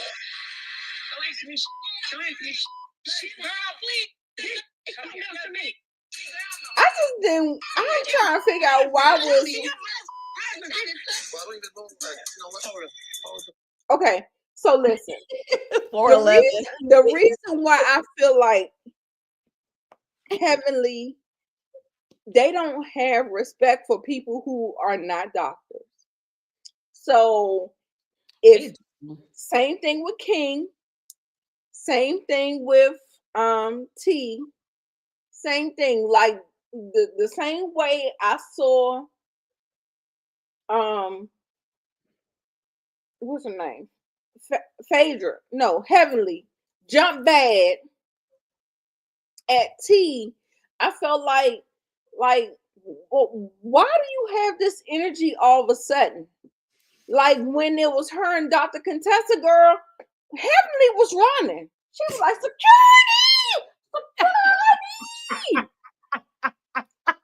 Y'all gonna have to prove something to me different. Like, do they just respect people with doctorates?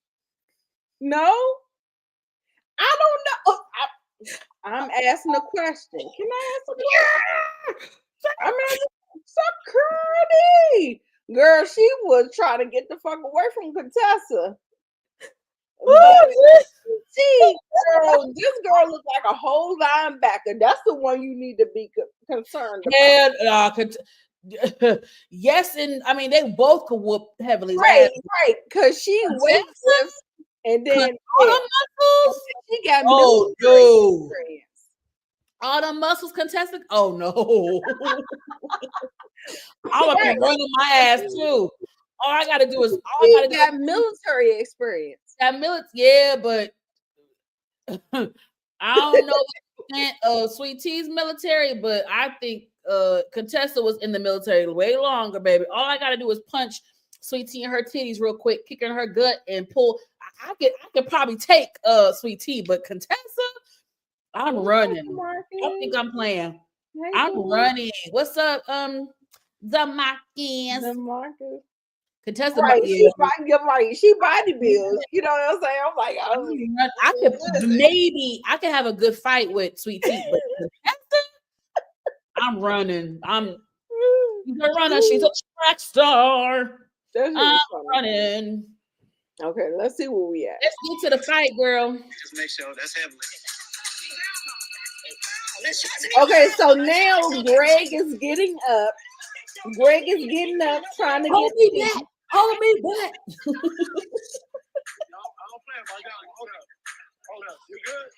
What happened? Now, I love how he came for his wife, but nigga, where you was arguing with women? And I can't bring up the fight. So happy it wasn't me this time. I'm glad it wasn't you either. Oh Lord.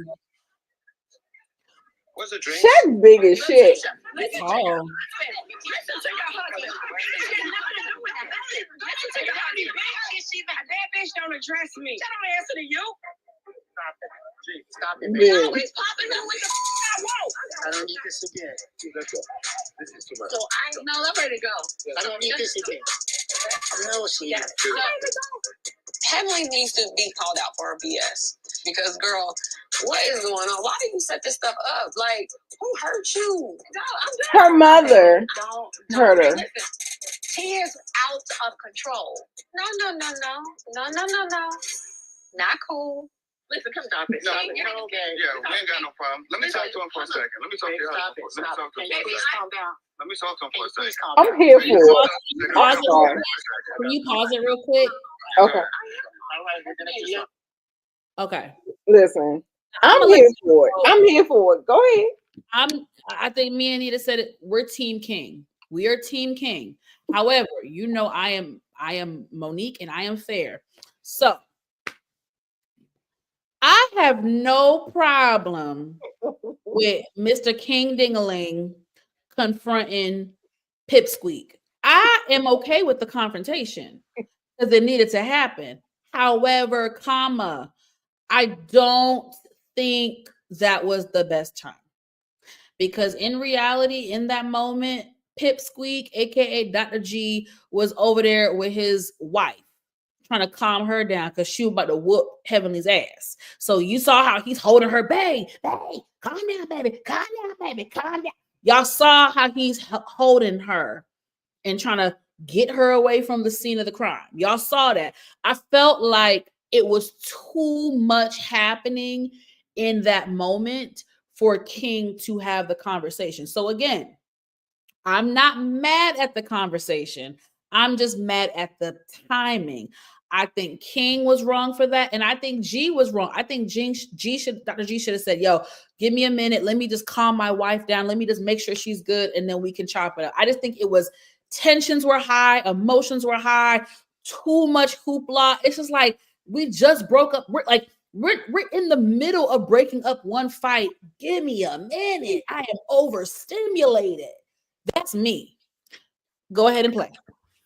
Yeah, I feel you on that too, but I'm not mad. I'm just mad. I just think the timing was off. Even if he waited 30 minutes later, I just think that exact moment, just give me a minute. Let me just tend to my wife.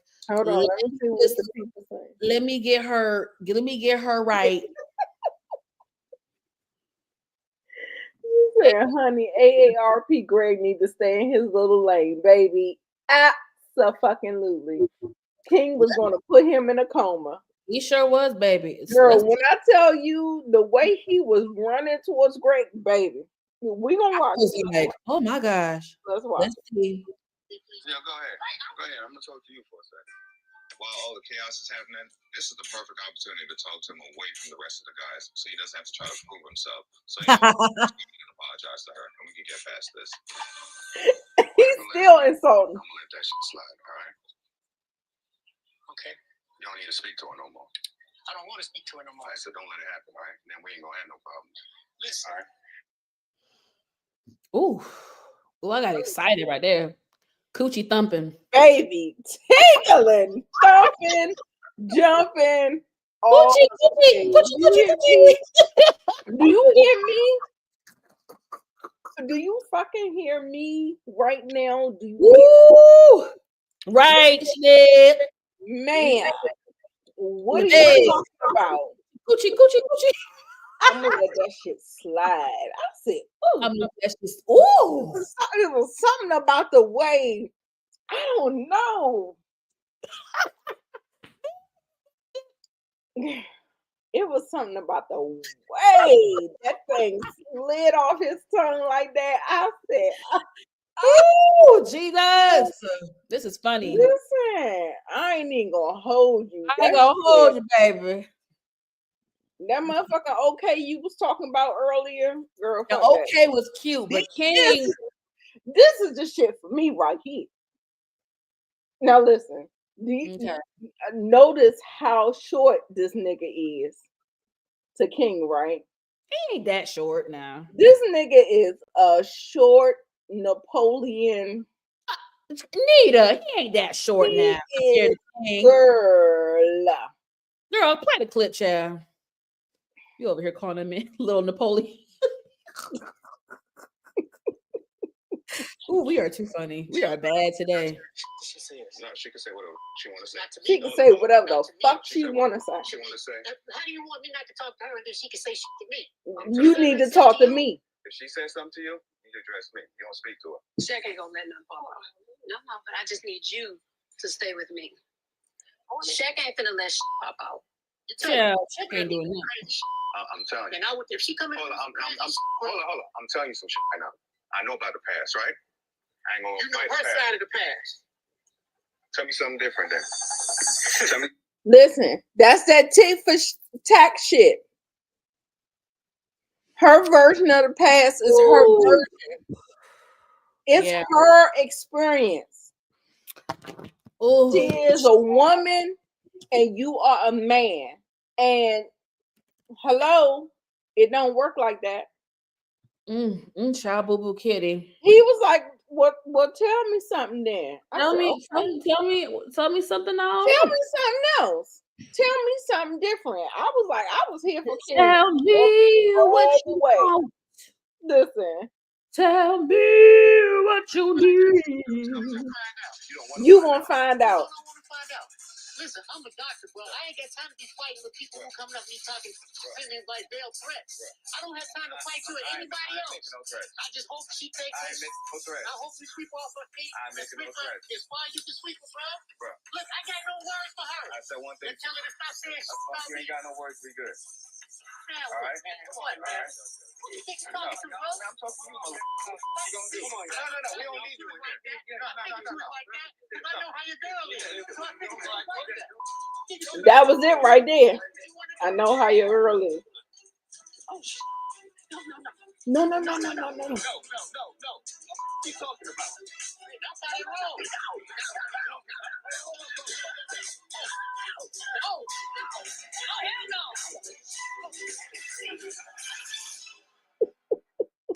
Next time on Married to Medicine, at one point Wait, linebacker T was gone. She can run better than me. I ain't go get her midget. She was going to get her midget. She can run better than me, baby. I ain't got nothing bad to say. She looked like a goddamn linebacker. The way she was like, she was gone. Ooh, my wig about to fall off, y'all. Oh no, not the wig. Girl, I had a moment last week too. I had to fix my wig the other day. I about gotta fix it now. I'm over here talking about you. Hold on. Girl, it's a mess. It's a mess. Baby, we gonna get real authentic.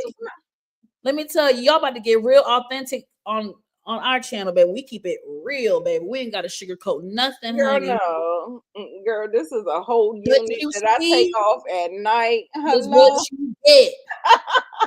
What you see is what you get. Exactly, Diva. What King did, what any real man was supposed to do.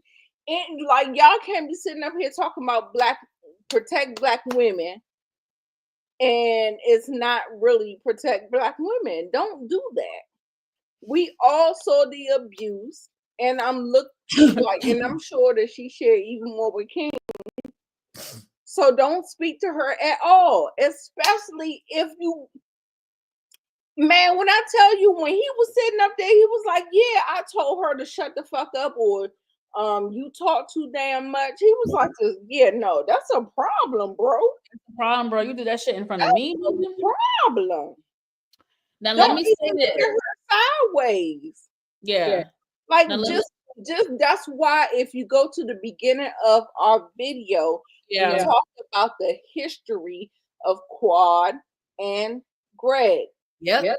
It is documented. The same thing about Mel and Martell. It is documented. There is no way that you can wiggle out of this, Mr. Psychiatrist. Nigga, you are just a piece of trash.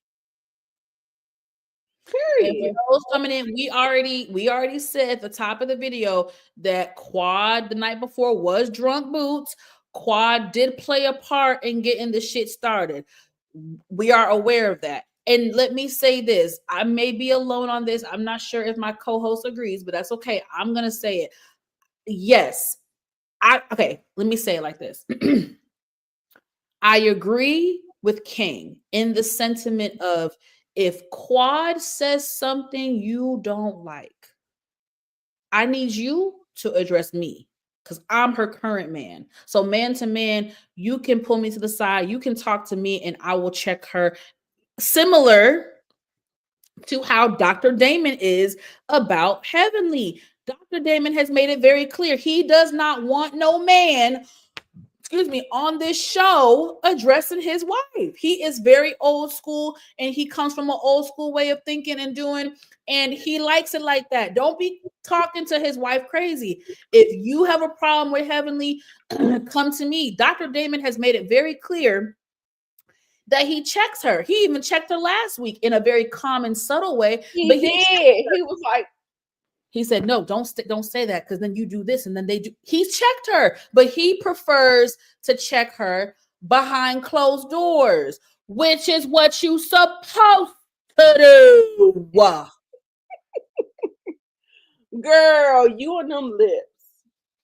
Let me put some more lip gloss on because you be making me feel real. You be making me feel real crazy over here.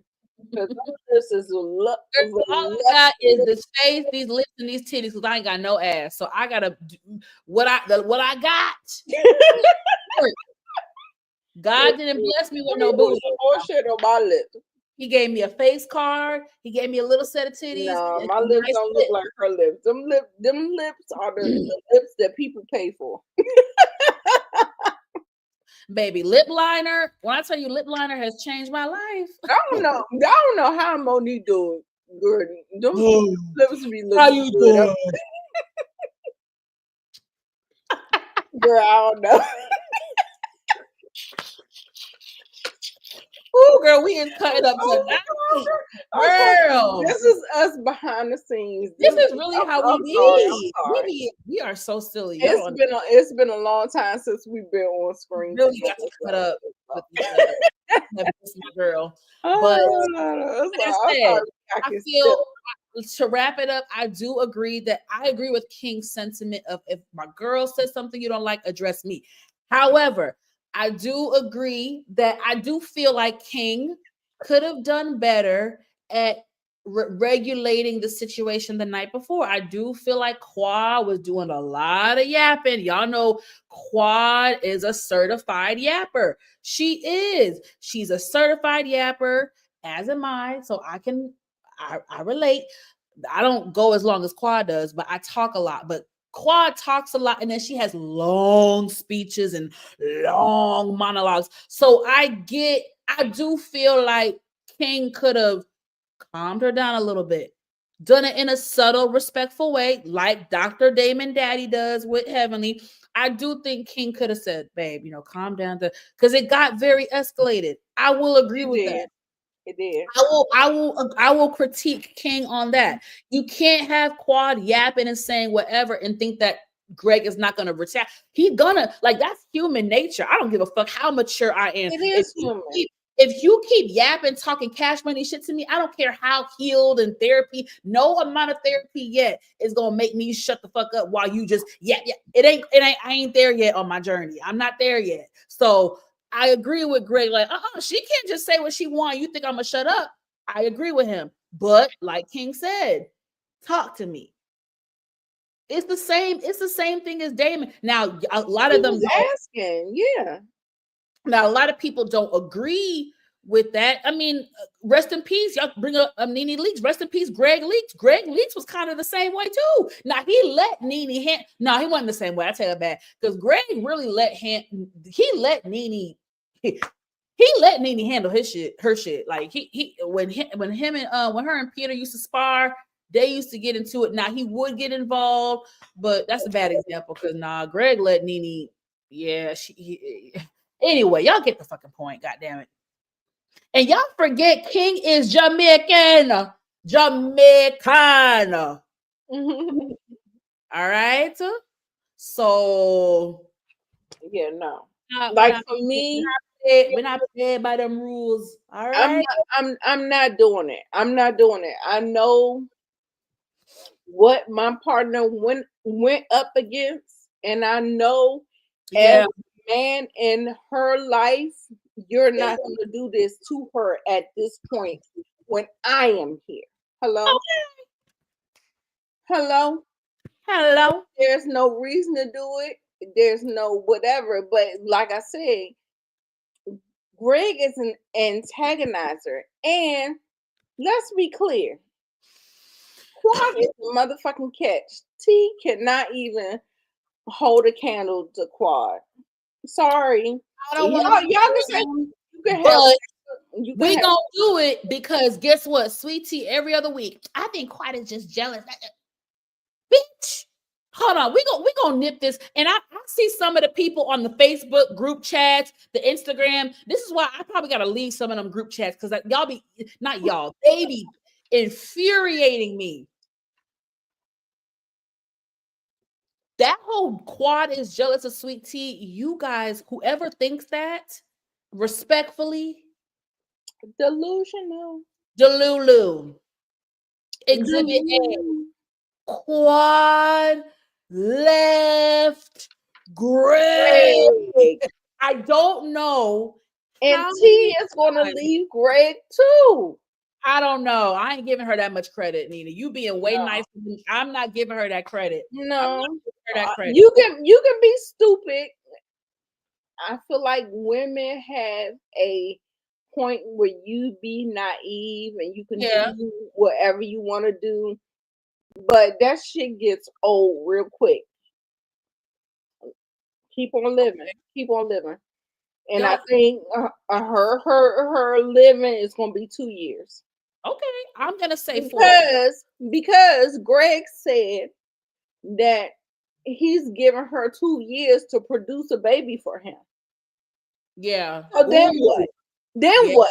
You ain't gonna be treating me like shit for nothing. Fuck out of here. No. Listen, the jealousy thing about with Quad and Sweet Tea is it's really asinine. It's very infuriating to me. I think we as women use that jealous word way too frequently, especially when we're watching these reality shows. Everything is not jealousy. Like everything is not rooted in jealousy. I'm not being biased. I'm just a very logical, objective person. There is quite literally nothing for Quad to be jealous of. Quad is rich. She has money. She has $1 million home. Quad left Greg about 6 years now, 6 or 7 years they've been divorced. Quad spearheaded the divorce, finalized the divorce, had her own money. I don't know if she got spousal, whatever. She left. She got her own home. She's doing well for herself. She's successful. She's had multiple businesses, talk shows, cookbooks. She's been doing her thing. She is before King. She was gallivanting across the Atlanta with the Atlanta socialites, living her best life, going to Africa, traveling, doing this. I do think that she needs the show's money because she gets paid well at Bravo. But what does Sweet Tea beg to be on her?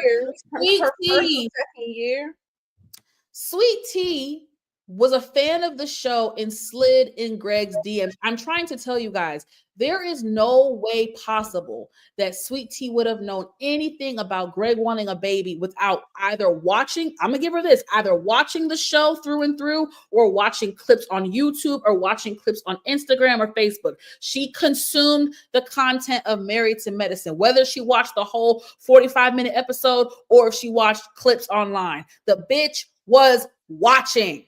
She slid in the ninja's DMs. She propositioned herself, flew to Atlanta, flew back and forth, was dating him. She moved in the same house that Quad was living in. But y'all want us to believe that Quad is jealous of Sweet Tea. Is she bothered by Sweet Tea's presence? Sure. Does she hate that the bitch is around in her friend circle? Sure. But she is not jealous. Sweet Tea, I need y'all to. I need some of us to. She's doing a lot of stuff that's similar to Quad. So she's copying Quad on so many levels, and she's copied Dr. Heavenly. She has no originality. That's another thing. And I tried not to jump on the hate train of Sweet Tea. I really gave this girl a chance. I don't want her on the show. I don't think she's a bad person. I just don't think she's meant for reality TV, and I don't think she's meant for this. But that jealousy, y'all got to stop that jealous. When I hear jealous shit, that when I say that irks my skin, that irks my nerves. Everything is not about jealousy, and y'all always do it with women. It's funny how y'all don't do this shit against men. Y'all don't. I rarely hear y'all say, "Oh, so and so is jealous of so and so man." Y'all never do it with the men. Y'all always, every time there's discord amongst the women on these reality shows, y'all always want to use the jealous. Y'all said Heavenly was jealous of Phaedra. What is Shayna?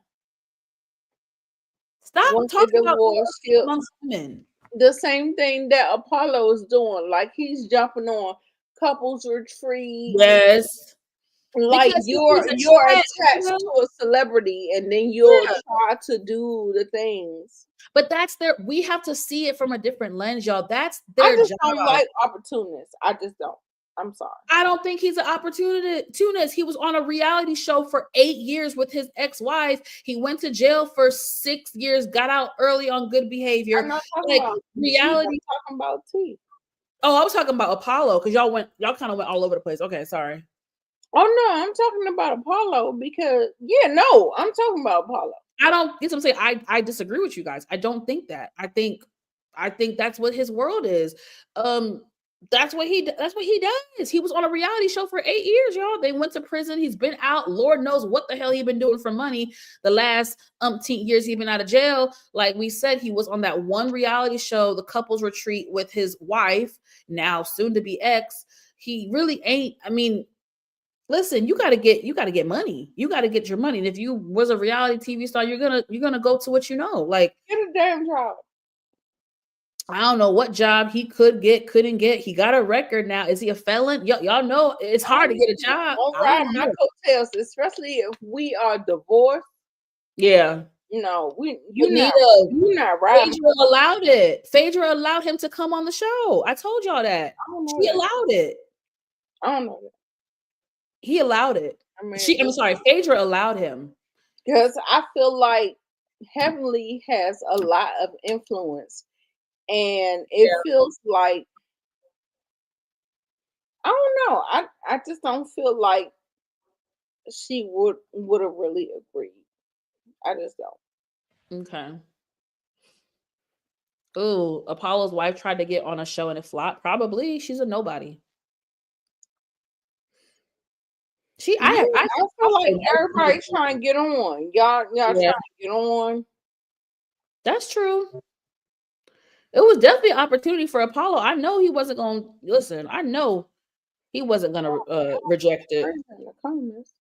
Yeah, Phaedra had him sitting behind her last reunion. It was an equal opportunity for both of them. He was going to get some camera time, and it was going to help Phaedra. They both agreed to that. Trust me, y'all. Trust me. That's why I'm not Savory. Yeah, like she's like repeating all the stuff that Quad did. So how can you say that she's not jealous or she's not copying? Yeah, that big her big one. Yeah. Baby, I was not mad at I wasn't mad at Phaedra. I'm not she would have walked in that motherfucker with Apollo's daddy, I would not have been mad. I would not have been mad. Listen, That whole big back, y'all know that the big back comment was bad built body. Bad built body. It was off camera. So was it her or was it not her? That's a good question. Was it her or was it not her? No, it was her, but they edited it. I don't know. They did some editing magic. They did some editing magic because, like I said earlier, they did some things. Nita's right, because like I said earlier in the video, y'all, Sherrein was too gully and bout it and was popping off. If she, in that moment, if she really heard Phaedra say, "You bad built bitch," you think Sherrein would have... Sherrein was acting gully. She was not about to... Phaedra said it, but Sherrein did not hear it in that moment. And like I said earlier, according to Dr. Heavenly, allegedly Sherrein went ham turkey grits on Phaedra, and it got really nasty to the point where Phaedra cried. So they chopped and screwed that scene up so much, y'all, which I'm irritated. So irritated. But I mean, I was team Faye in that moment because I'm never gonna be team side chick. So I'm never team side chick or team homewrecker. So I was team Faye in that moment. Right. Oh yeah, Phaedra is definitely a confession. Watch the last the trailer for the next episode. Yeah, she is a confessional gangster, Shayna. I do agree. You're ready to watch? Always been, actually. Oh, the trailer? Yes, ma'am. Yeah. Next time on Married to Medicine. At one point, we had 20 people here. We're down to 14. I just had to get up out of there. It would have been a fight to the death. I did not know that y'all was your friends. I didn't know. I don't play with these type of mean girls, so I'm done. She got on a private jet. Yeah, that's Phaedra Parks, bitch. You don't understand. We are going to have to do some soul searching to get this group back together again.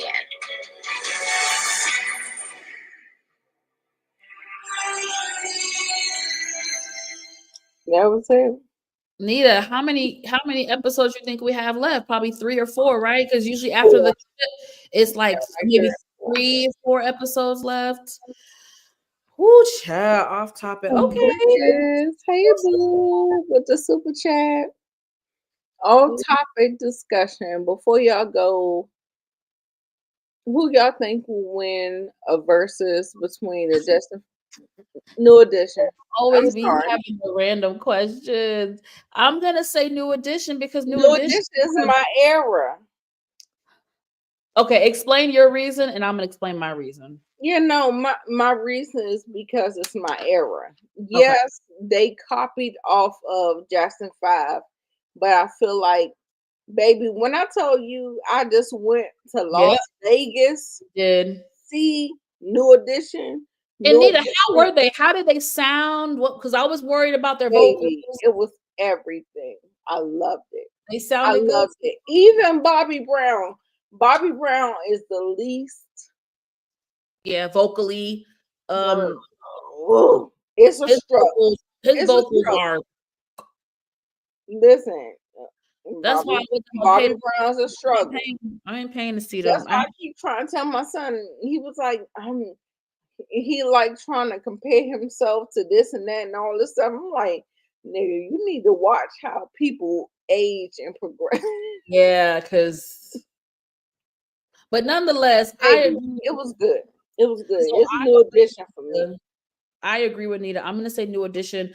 I love Jackson 5 and I love their hits, but I'm gonna say New Edition for a lot of reasons. Like Nita said, more so my era, and then they stuck together for much longer than Jackson 5. Like they really sustained as a group. Respect. I'm definitely going to respect Jackson 5 because they paved the way for sure.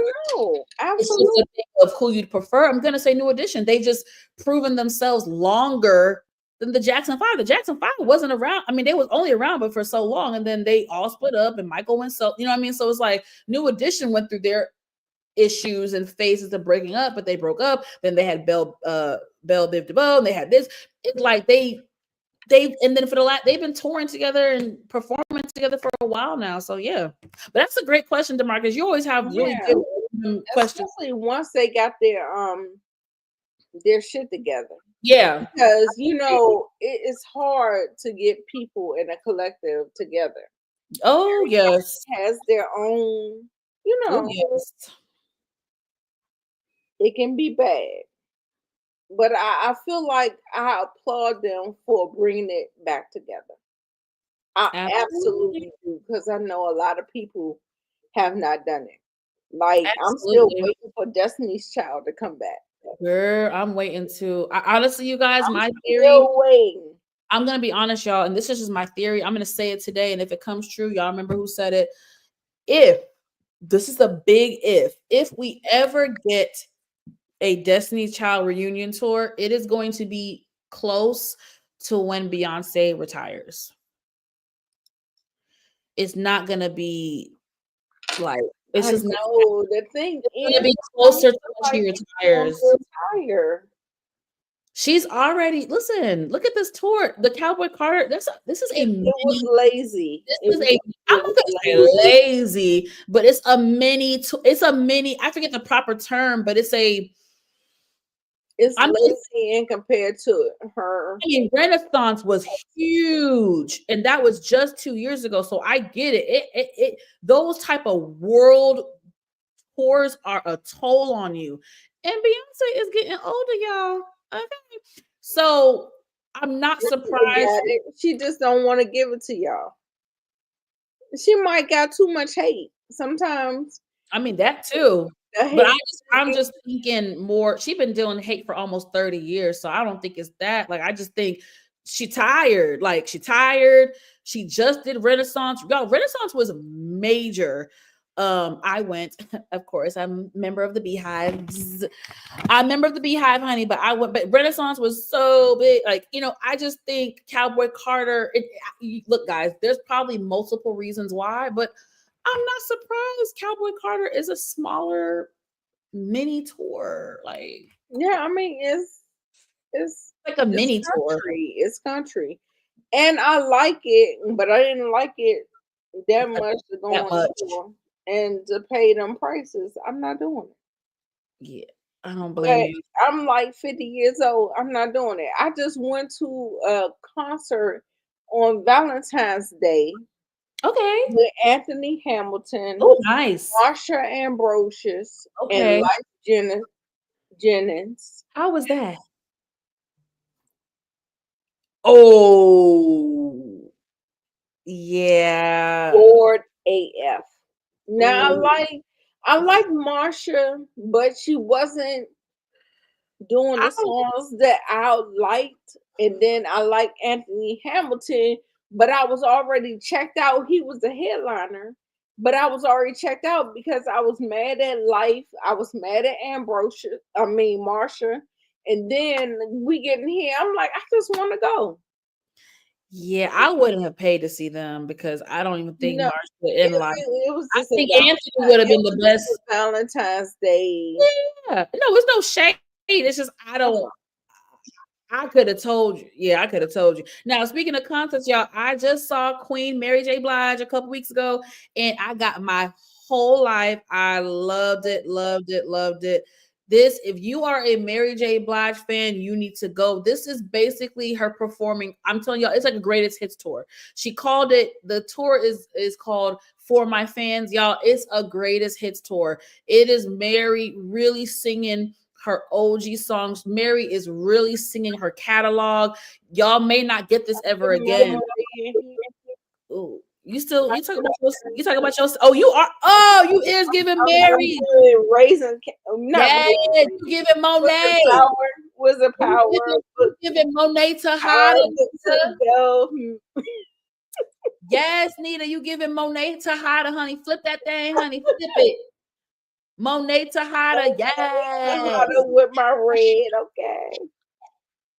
Yes, y'all. If y'all are a fan of Mary J. Blige and you've never seen her, please go. This was basically her greatest hits tour, y'all. She performed all the hits. Like, oh, it was such a great concert. Yes, Shayna, that's me. No, she was not, y'all. Real lazy. I'm not. But it was still. Listen, I'm not buying a ticket. Y'all can buy a ticket. Can I say something for someone who went? please. It wasn't just her. Now let me give this nigga, even though he's the knucklehead and I come for him on his personal life, Neo. I gotta give Neo his credit. Now, on the personal tip, I don't fool with Neo and his thruple and his poly and his monkey show that he got going on. I don't fool with Neo and his monkey show. But as an artist, as a writer, as a producer, as a performer, Neo got it. Neo had a 45-minute set and he killed it. Thank you, Miss 411. Your comment was so sweet. She said she got homework, honey. Go do your homework, sweetheart. I really enjoyed you as well, girl. We appreciate you. She said you guys have amazing energy. We truly made her night. Oh, that's so sweet. She said, do not change. You ladies are amazing. Have a 5-star night. Miss 411. I don't know if you knew here, honey. Yeah. Miss 411, I don't know if you knew here, girl, but we like you too, honey. What do you mean? Definitely part of the group. You don't see it? Right above DeMarcus's comment at 10:03. Oh. It's like a whole paragraph. Got it. I truly enjoyed you ladies, but I have homework. Okay, honey. Thank you for the amazing. Thank you for your subscribe and come back. Subscribe. Like Jesse Wu says. And notifications. And notification bell. That way you get notified whenever we drop new videos. Thank you, boo. We appreciate it. Now, I'm not going to lie, Shayna. Mary kind of got on my nerves. Now, this was my second time seeing her. She got on my nerves, honey. Some of them songs, she kept having us sing them. I was like, bitch, I didn't come to pay for me to sing. You need to sing. That's how Toni Braxton is. Toni D. Braxton. I was getting annoyed with Mary. She tried to make you sing her songs, girl. What? Bitch, if you don't get your... So I did have a bone to pick with Mary, but I'm telling you, collectively, it was such a good concert. I didn't enjoy mine. I was at a festival, so maybe... Yeah, that's totally different. It wasn't a concert. It was a festival, but I would say I would not go see her no more. Festival is so different than an actual arena concert. But I'm telling you, I had a great time. Even when she got on my nerves with that, making us sing her song, that got on my nerves. I'm not gonna lie to y'all, it did, but I still cannot knock it. It was still overall a great show. She killed it, and Neo did. I mean, I forgot how many hits Neo has. Neo got hits.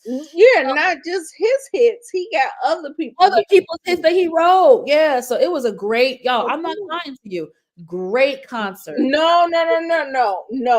When I tell you Toni Braxton is amazing, I love her. I'm not saying that her concert isn't amazing. I'm saying that just like Mary. I'm saying that about MJB, what I saw at the festival. Toni Braxton has a tendency to do it too, but she still puts on a really good show. So what you, Nita, I'm trying to tell you how you just described Toni is the same way I felt about Mary. Mind you, I've seen Mary twice at an arena concert, not a festival, at an arena concert.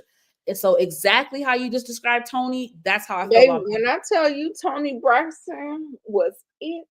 When did you see her? Like last year? Oh my God, no! It was a couple of years ago. I want to say 3 years ago. She came to the MGM in DC.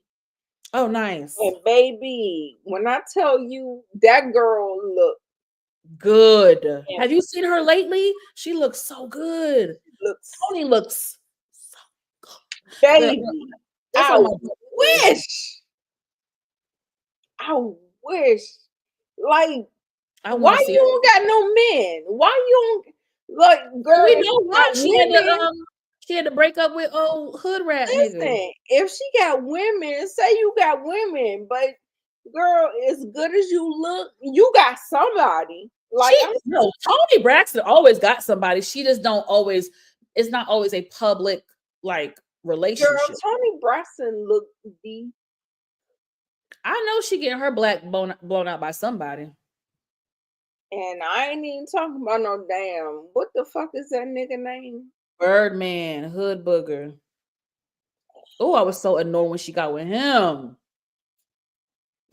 Okay, I'm sorry, y'all. I know that's why you're going thing, y'all. Y'all, yeah. Oh no, they be saying opposites attract, Nita. You believe you believe in that, Nita the diva, the opposites attract? I do. I got me a whole square. A whole square. but it happens later in life. It doesn't. Yeah, it does. It does not happen in the younger life. Y'all gotta go through whatever the fuck y'all want to go through. It's true. I got me a whole square, and my square does me good. So. I know that's right. Ew. Damn. Monique. What? What? I ain't do nothing. Girl, I ain't doing nothing. That was a lie. Girl, I did it earlier tonight. You must not have seen my little tongue action earlier. Girl, I was giving the people tongue action earlier. You must have missed it. Oh my God. Oh shit. Oh my God. This girl. I'm being naughty again. Let me get off the live chat. Okay, it must be look, it must be time to go. Look, my must be time to go, baby. Back. Let me pull it back up. Must be time to go, baby. Now, I think Nita and we're gonna talk offline. I'ma see. We gotta come back for Potomac. Wait, no, before Potomac wait, Nita, we gotta. Did you already do your Love and Marriage Huntsville stuff? No, I got it. It's queued up. I just okay. So let's talk because I'm free. I can do something tomorrow if you can. So we'll talk offline. Okay. To see, between tomorrow and Friday if we can come back because we really do have a lot to talk about with Huntsville. Oh my God. I got all the clips. I got all the screenshots. Ooh, music to my ears. Well, we're gonna talk offline. Already queued up and ready to go. I just haven't done it. Okay, well, we'll talk offline and we'll get our life together, y'all. So y'all might y'all might make sure y'all subscribe, like, do all the things, comment too. Not just in the chat. In the comments. In the actual comment section of the video. You guys, it's engagement. When y'all engage in our content, it just sparks the algorithm. It just sparks it. When y'all hit the like button, when you hit that like button, it puts us all up in that algorithm. Yes. So we're going to be talking Love and Marriage Huntsville. We're going to talk the reunion parts 1 through 3. I have them all queued up. I was do the video. I have it. It's already ready. Hey. Y'all want it live or y'all want it pre-recorded? Sorry. I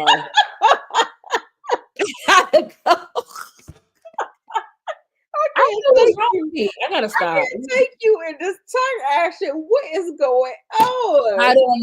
I don't know, child. It's time to go to bed. Okay, we about to. Girl, we done had too many drinks. Monique Nicole and that tongue action. What is actually happening?